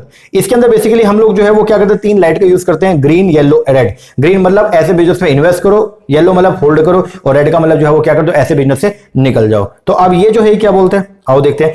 बोलता है इन ऑर्डर टू ओवरकम करने के लिए weakness of the BCG matrix, BCG matrix की कमी को दूर करने के लिए जनरल इलेक्ट्रिक कंपनी जो थी ना उसने क्या किया, डेवलप किया 9 सेल ग्रिड, ठीक है, और with the help of the McKinsey and the company of the USA. अब 9 सेल ग्रिड के अंदर जो है वो क्या किया, दो रिस्पेक्ट में जो है ये बीसीजी मैट्रिक्स से दो रिस्पेक्ट में डिफर है। कि पहला जो जीई ग्रिड है उसके अंदर हम नंबर ऑफ फैक्टर को यूज करते हैं असेस करने के लिए, इंडस्ट्री की अट्रैक्टिवनेस को और बिजनेस की स्ट्रेंथ को, जबकि वहां पे सिर्फ दो ही चीज चलती थी, मार्केट ग्रोथ और मार्केट शेयर। दूसरा, जीई ग्रिड जो है उसमें 3 डिग्री आएगी, एक आएगा हाई, एक आएगा मीडियम, एक आएगा लो, और वहां पे दो ही होती थी, हाई और लो।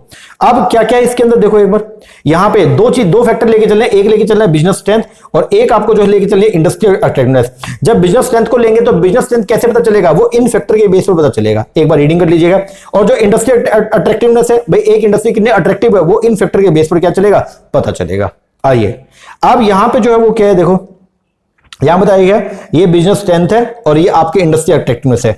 अगर बिजनेस स्ट्रेंथ आपकी हाई है, बिजनेस स्ट्रेंथ क्या है, हाई है। और अगर बिजनेस स्ट्रेंथ जो अगर बिजनेस स्ट्रेंथ आपकी जो है वो क्या स्ट्रोंग है, ठीक है, तो इंडस्ट्री अगर अट्रैक्टिव हाई है तो भी आप क्या करोगे उसके अंदर, बेसिकली ग्रीन है, ग्रीन मतलब इन्वेस्ट करोगे, ये इन्वेस्ट, और मीडियम है तो भी क्या करोगे, इन्वेस्ट करोगे। अगर आप इंडस्ट्री अट्रैक्टिवनेस हाई है और लेकिन आपकी स्ट्रेंथ एवरेज है तो भी आप क्या करोगे, इन्वेस्ट करोगे, ठीक है।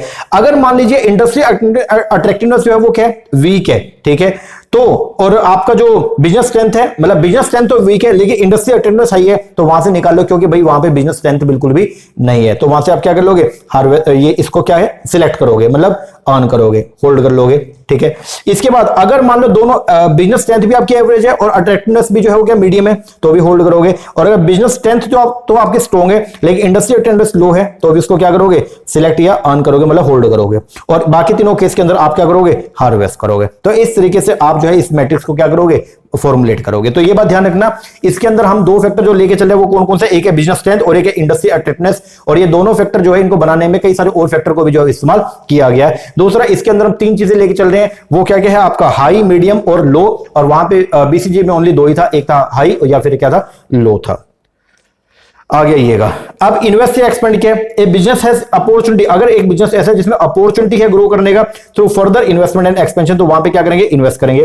सिलेक्ट या अर्न जो है ये क्या है, this zone present a mix situation देता है in which much growth possibility does not exist, और जो हार्वेस्ट जो है ये क्या बोलता है कि ऑर्गेनाइजेशन को जो आप क्या करना चाहिए, रोकना चाहिए, अपने बिजनेस को बंद कर देना चाहिए।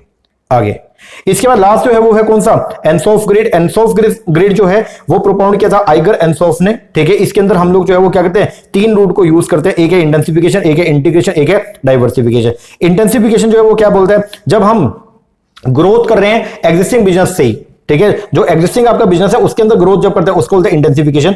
इंटीग्रेशन में जो है हम लोग क्या करते हैं, हम किसी को साथ में इंटीग्रेट करके मिलकर काम करते हैं। और जो डाइवर्सिफिकेशन है उसके अंदर हम क्या करते हैं, जब हम जो है वो मूव आउट होते हैं एग्जिस्टिंग बिजनेस से, जब बाहर चले जाते हैं उसको बोलते हैं हम लोग क्या, डाइवर्सिफिकेशन। अब यहां पे तीन तरीके से होगा, एक है मार्केट पेनिट्रेशन, एक है मार्केट डेवलपमेंट, एक है प्रोडक्ट डेवलपमेंट। अब देख लो एक बार, अगर आप एग्जिस्टिंग प्रोडक्ट को एग्जिस्टिंग मार्केट में लेके जा रहे हो तो उसको बोलते हैं मार्केट पेनिट्रेशन।